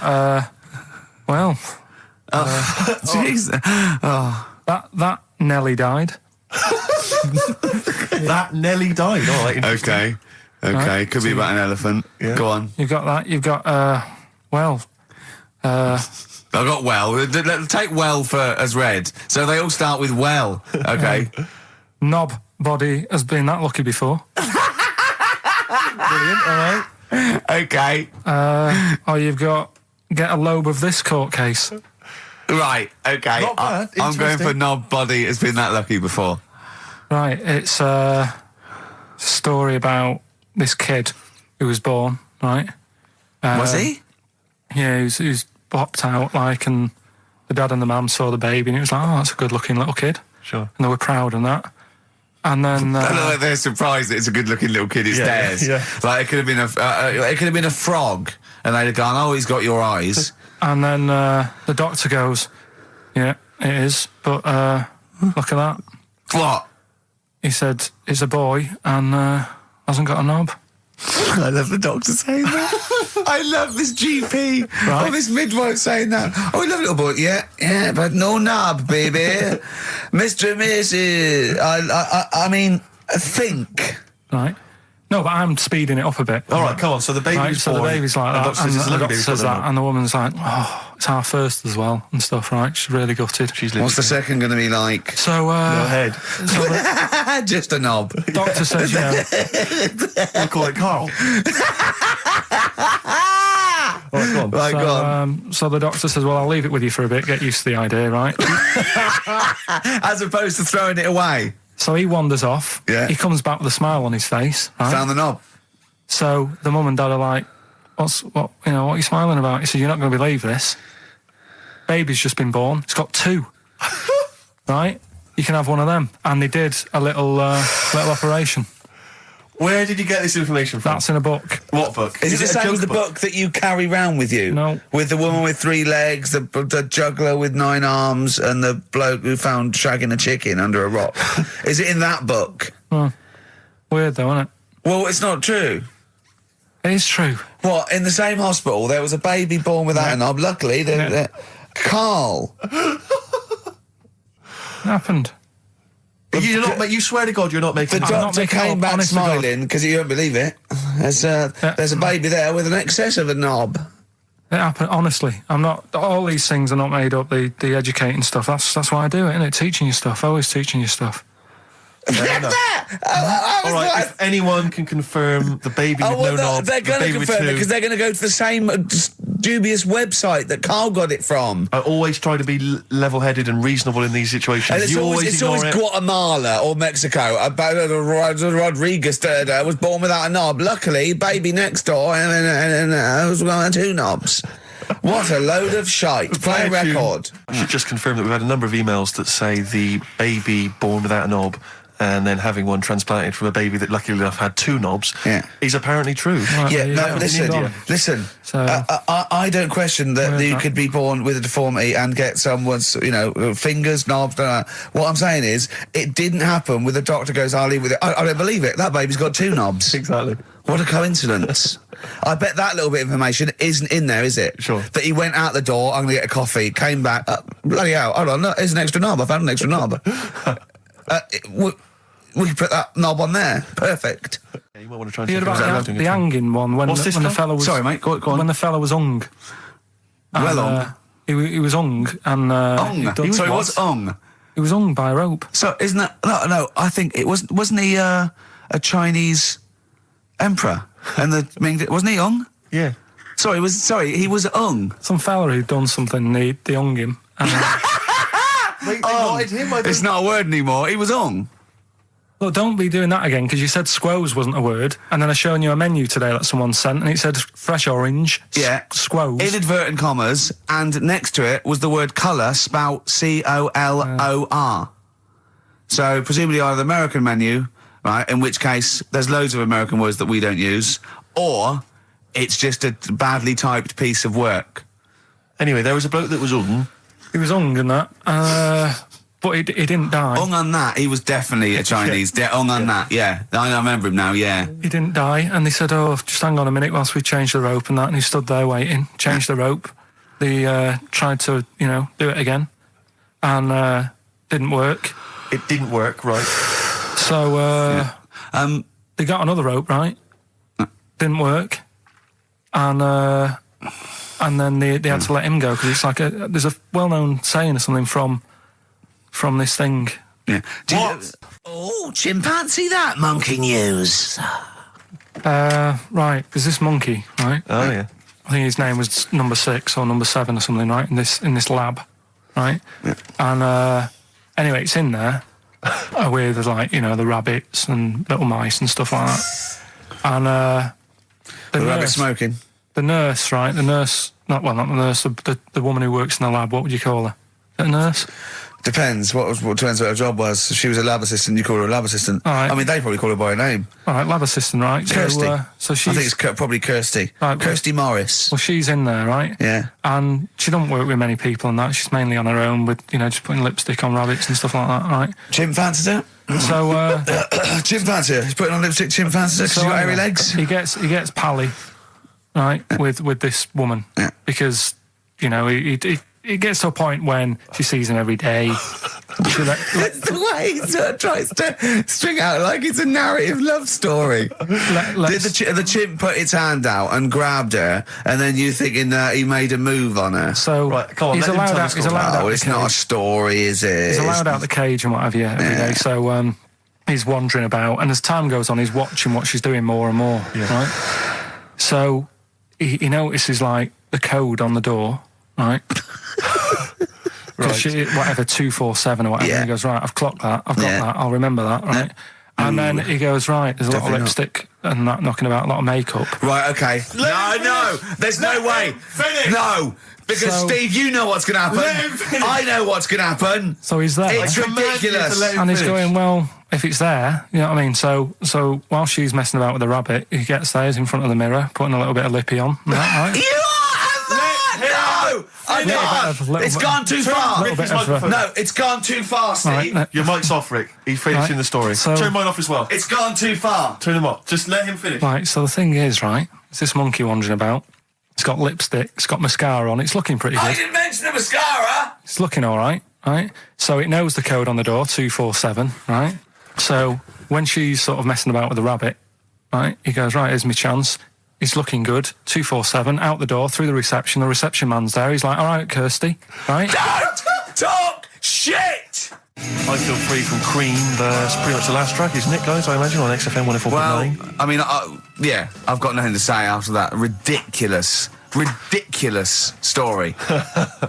I mean, that's worse than the bank robbery to me. Yeah. That he clocks out. And the bloke on the desk. All right, Kirsty. Oh, you're 2 foot shorter and hairy. She wasn't a looker anyway. So. She wasn't a looker anyway. Brilliant. Exactly. Carl you had to go to one of those well clinics, didn't you? No, I haven't gone. Why? Because I'm not happy with it. What? I'm not happy with the whole... Well, it's just... Do people know what them places are? We'll give you a whole... Have you heard of them? Yeah, I've had one, yeah. They check everything.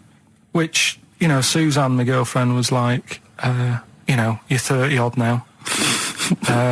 When was the last time you went to the doctors? And I haven't been for ages because I don't... No, I never go. Doctors. I never go. Unless I think I'm honestly going to die there in agony. Think they can always find something. Jane made me go to one of those things, those boot things where they do it's, a couple £100 and they give you a complete head to toe, don't they? But head to bottom is what it is. They do the old finger up the arse thing. Now, what is that testing for? Well, I like that he said it quietly, because he's on the radio. You can't say arse. Yeah. I say it quietly. Say it quietly. Yeah. Arse.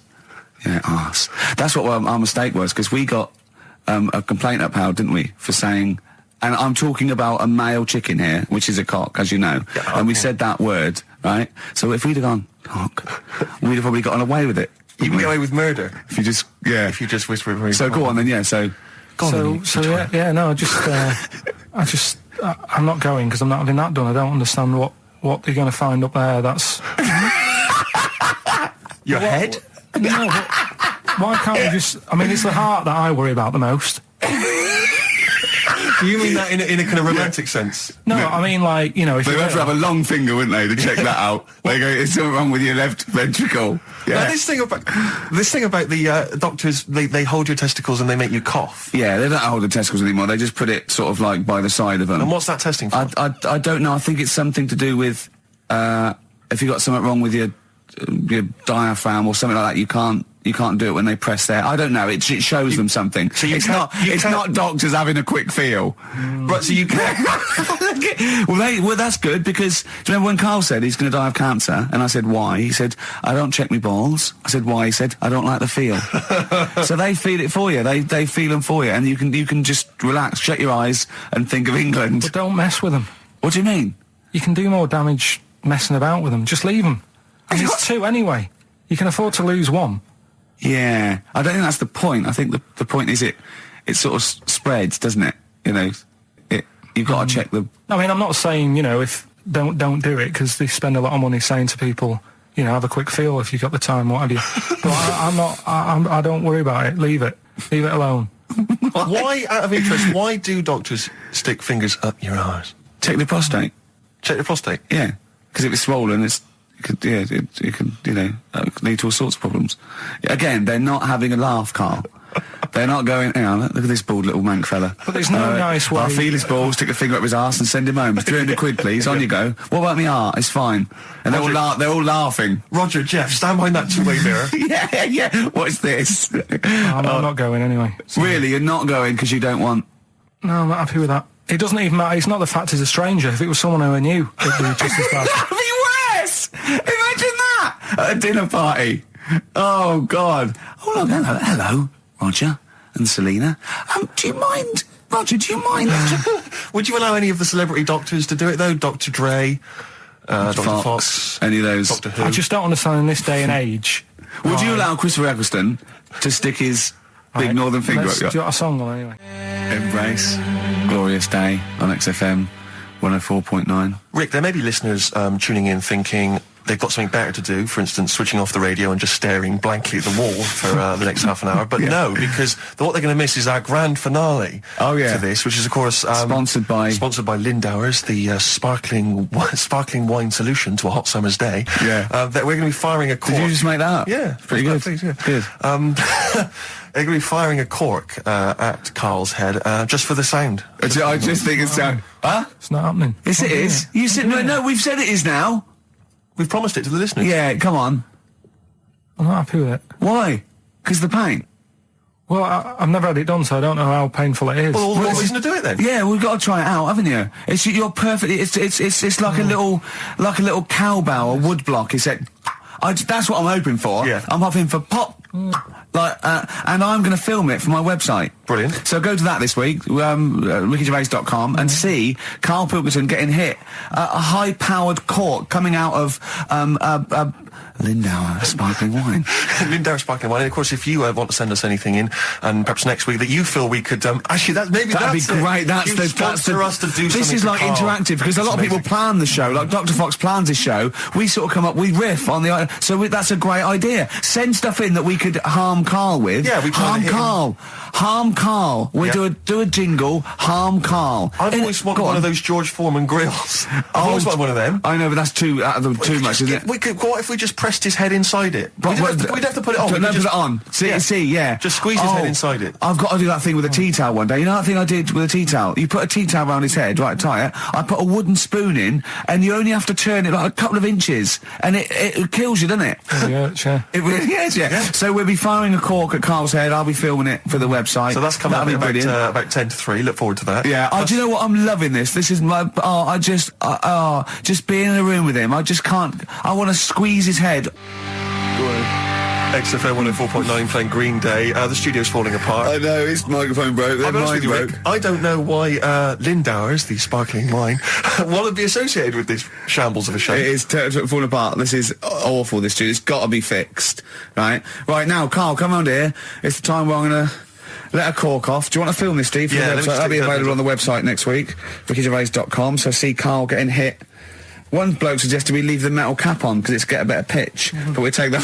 He's straight. Let's get the camera ready. Get the camera ready. Ready? So if you just joined us, we are using some Lindauer's sparkling wine to basically, what can I say? We fire a cork at Karl's round head. Hang on a sec. Let me just put the headphones on. All right, film this then. Okay. It's in position. Look. Just firing up. Okay, Karl, come on there so we can see your head a little bit. We want to get the noise, the microphone there. Right, ready? Hold on. Good. So you're just doing it. Hold on. Now it's in position. What if it? Oh. Ready? Yeah. Oh God! Oh no!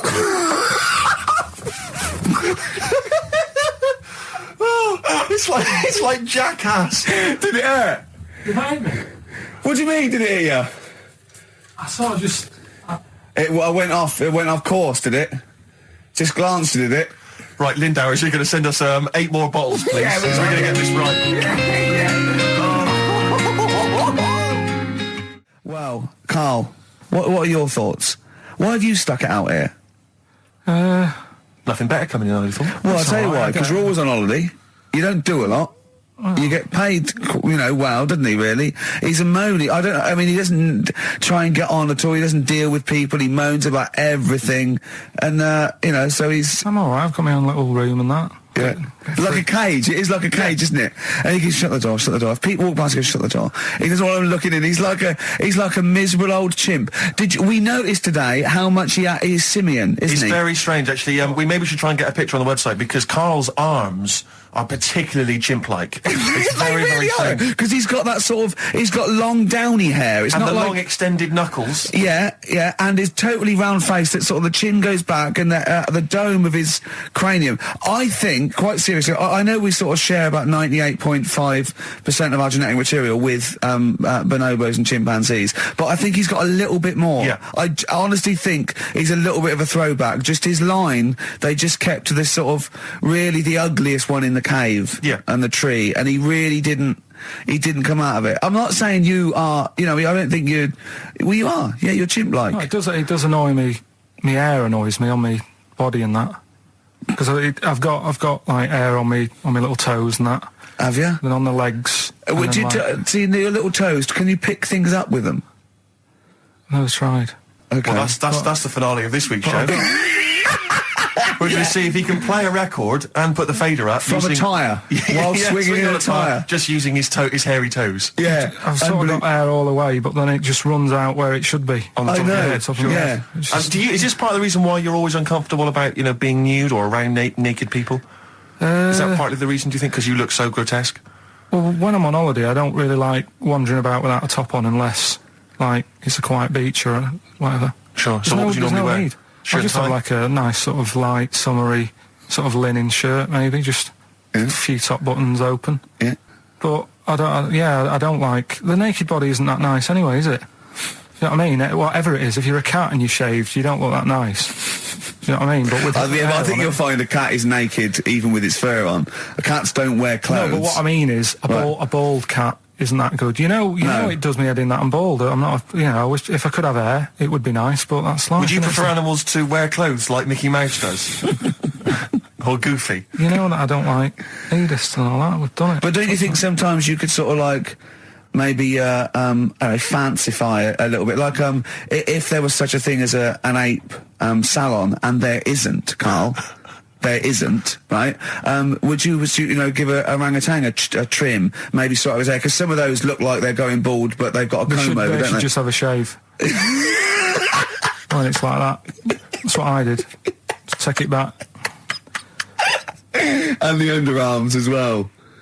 Yeah, they've really got a lot of underarm hair. Even the women ones. Really? Yeah. That's disgusting. I know. I don't know. I don't even know why they breed. I don't know how they get they laid, some of those horrible old hairy ginger orangutans. Yeah, they are particularly grim, some of those. I know, yeah. The big ones. I know. Ginger ones. Yeah. You can't be happy, can they? What is that? Where did that happen, the ginger thing? Why do people give them, like, hard time and that? Well, you just gave them a hard time then, so why did you do it? You were No, just buying in, were you, to people do sort of give... I don't understand why, but ginger people get quite a bit of stick, and I've never understood it. No, it's just, I don't know why. They do, though, don't they? I don't know, it might be historical, it might have been because... I'm sure they don't everywhere in the world. I'm sure it's probably... Oh, they are. They're always... I've said to you about even, like, ginger cats, they're always fat, because they're sort of sick of it, probably. Play a record! Wait, what do you mean? Ginger cats, what do you mean? When you see a ginger cat... They've been eating, like, because they're upset. They're fed up and they've been bullied. You and never things. see, like, a thin, happy ginger cat running about. It's always overweight and looking a bit fed up. It's just a good point, isn't it? I wouldn't say it's a good point, Carl. It's a point. So last week, the Chinese don't age well. Now, anything ginger, including cats, are sick of it. No, but I'm just saying... Are you ginger? Would you like to take issue with any of Carl's points? 83 XFM is the text. You can text us. Maybe you've seen a thin ginger cat. I'm not having a go, though. That's what I'm saying. I'm just saying it's weird how people give them a hard time. And it's if I could have hair, I'd go for ginger hair rather than being bald. Really? Something I watched the other night, that was just good. Again, you know how I learn stuff from the telly. I don't watch the news. Yeah, well, you don't learn stuff from the telly. I'll tell you what, though. You told us there's a fat baby in the world. Forget about them. There's a spider eats chickens, and there was a fat kid. Forget them in Iceland, right? Yeah. We'll give them Rockbusters later to do, right? Iceland! But what's her name? I'll tell you what is interesting, Steve. I didn't know that much about it. Autism. Okay. Oh, good. With some more entertaining stuff on XFM 104.9. Just to cheer up people. Go on, then. What? Go on. No, right. Have you heard about it, Steve? What autism. It scares me to death when he comes up, when he touches on a serious subject. We've been talking about wheeling a dead pope round, the Chinese don't age well, and ginger people are hated. And now we're going to touch on a really... I mean, my heart's in my throat. Go on, Carl, then. Tell me your insights to autism. Right, well, there was this... Again, Channel 4 coming up with some good stuff at the moment, right? It might have been Channel 5. But what's the name? It's the attention span I like. These people who they've got like this autism thing going on. Yeah. And they sort of take in a lot of information. They get sort of they get so into it that they know everything about that subject and what have you, right? And there was this lad who he knew everything, right, about EastEnders. Right. he sort of, the cameraman was saying to him, so, you know, why EastEnders and that? And he said, I don't know, I just like it. And he said, I remember when I first watched it was a Thursday, it was 5 to 8, Pauline Fowler walked in, she had a pink jumper on, she said, all right, love. And he remembers everything from that moment on. Yeah. Right, and everything, which is great, but then the way the programme was making out, it was almost like they were saying it's a disability. Right. When in a way, it's more like a superpower. Sure. Like Rain Man. But if you can take It's Rain Man. No, I'm he not. has special autistic powers. Oh God! We must send for Rain Man. I don't know what to do. So I don't know what to do. So he would be a great contestant on Mastermind. So if autistic Mastermind, he'd be Well, what I'm dynamite. saying is, don't be watching EastEnders though. Sort of, why didn't they give him an encyclopedia and say, get into that? Sure. That'll be useful. Yeah. Keep him away from EastEnders. Wasting his time there. But I don't think it is a disability. No. Yeah, there are other things, and they're not. It's also autism is a matter of degrees. From what I know, and I'm sorry to have to do this, but I feel that I have to at least be the voice of reason, as ill-educated as I am on the subject. But I think there's degrees of autism. I think some are higher performance than others. There's other issues with it. It's not they're just got good memories. They don't go around doing tricks for people because they can remember stuff. There are other issues with it. Do you know what I mean? Right, well, I mean, they seemed a bit... But you watched the programme. What did you learn? That he knows when Pauline Fowler came in. Yeah, I mean, there was other bits where they couldn't control their emotions and stuff. Oh, that other little bit, yeah. But the main bit of it was he can soak up information and stuff, and I'm just saying it didn't seem really bad. Do you know what I mean? There's disabilities where people say that's a bad disability. It's like how people say about... This is brilliant. This is just like this is amazing to be in a room with this man. It's incredible. You just wind him up and listen to what comes out. And I'm going to sit back now. I'm not going to defend you or explain anything. Just go on and tell me about the other disabilities that are worse. No, what I mean is how people can sometimes easily get mixed up.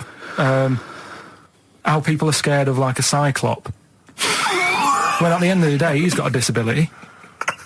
A bloke with Who's scared of a cyclop? No, it's apart just from like Jason and his Argonauts. Where's this cyclop that you're scared of? No, I'm just saying in history and in books and that. No, not in history.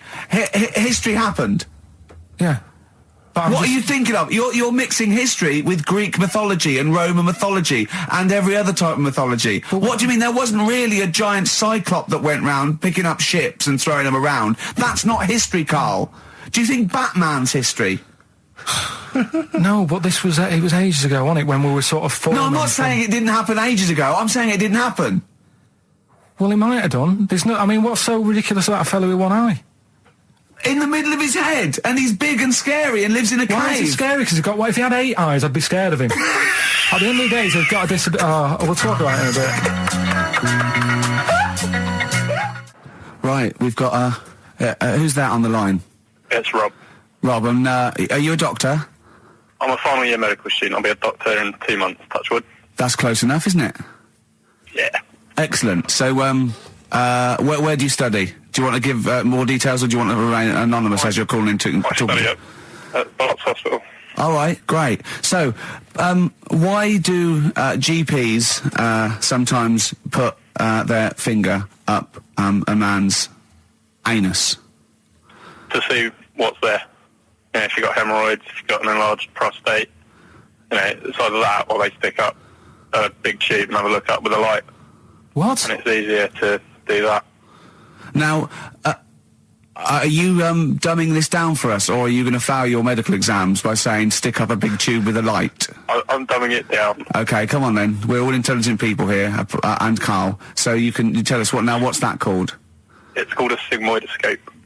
Right. Nice. That was a clever test, wasn't it, Rick? 12 inch long. Yeah.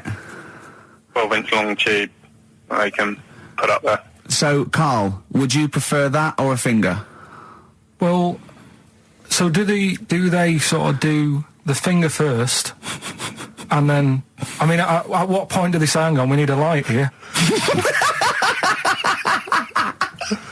I mean... It's normally if there's something wrong. But... So if I go then, say if I go to this Wellman clinic, right, and they go, yeah, the art's good and that, yeah, finger, there you go, and then they go, hang on, I'm going to go and get me light and tube. I could start worrying then because they've sort of found something. And they're not likely to go straight in with the tube. They'll probably send you off some tests first. But Carl, there's nothing. Hospital. But you go to these places to put your mind at rest and to know where you are with your health. I mean, it's not that you go along. That's what most people worry about. They think that because I'll go along and they'll find something. Well, one, that's illogical. It doesn't heighten the fact they find something because you go along. And two, if they do find something, it's a good job you went along. I mean, I'm a hypocrite because I don't go to the doctor. But you know, I've had that Carl, done. you should be concerned if when they shine the little light in your ear, it comes out the other side of your ear. No, the other ear comes right out the other side. That's when you should be worried. But Rob, right, you said then, if they find something, they send me off for some tests. Why can't I just have the test without that and cut out the middleman? Do you know what I mean? Because you're wasting lots of money. There's hundreds of tests they could do, and they could do every test, and they could all come back with nothing, or they could do the finger up there and send you for the 3 tests you need to find out what's wrong with you. But in this day and age, with all the technology and that, and like brainy doctors and all that, the only way to find out is sticking a finger up there. What are you worried about, Carl? Is it fundamentally that this doctor who's has done 6 years medical training, is it embarrassing to have a man's finger up your ass? I just don't understand how you can get round to that without... But what don't you like? Is it fundamentally you don't like anything up your ass, or is it the fact that it's a man's finger up there? I don't like going to the doctors. It makes me nervous, because I think if anyone searches you long enough, they're going to find a fault with you, right? And especially if they're going that far into you. They're going to find something. And probably not. Well, you never... I just don't... I don't know how to get round to that sort of... that point where you get a... What do you talk to the doctor about? He's like, all right, nice day. Strap your trousers. He goes, he says, I'm gonna just, Most people just shut up and let you do it, and then breathe a sigh of relief when you say there's nothing there. Yeah. But is that at the end of the test, or is that the first thing he does? It's the last thing. So that trousers up out the door. Because he knows it ends conversation. He knows it's a bit of a faux pas. The doctor says, I better not kick off with the finger up the arse. Well, what I do is I'll start on with the, the head, and then we're down and go, one final thing, Mr. Pilkington. So Rob... He drops his keys and he goes, pick them up. And as you bend over... Will you be doing this, Rob? Is this what you're, like, open to do? You do all these... I'll have to do it at some point. All doctors do it at some point, no matter what they specialise in. So the first one, is another doctor there to sort of make sure you're doing it right? Not dentists. No, but do you know... aren't doctors anyway. But do you know what I mean? Like, normally it's like a co-pilot will have someone with them for the first one.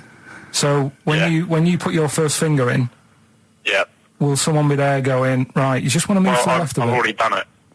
Have you? Yeah. So that's the thing with a student, you're learning. So you get people teaching you. And you learn on these things. Can I just point out, Rob, I think I'm right in assuming that you have a glove on. Yep. And there's lubrication. Yep. And it doesn't hurt. No. There you go. What are you worried about, Carl? Who's this person who everyone's testing on in your class? It's not one person. It's not one person. There's like, when a patient comes in and they've got a problem, your boss, the consultant, he does his finger up, and if he finds something, he goes to the patient, is it alright if the student has a feel as well?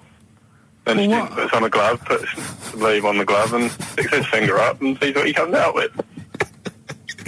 Rob, I wish you could see Carl's face.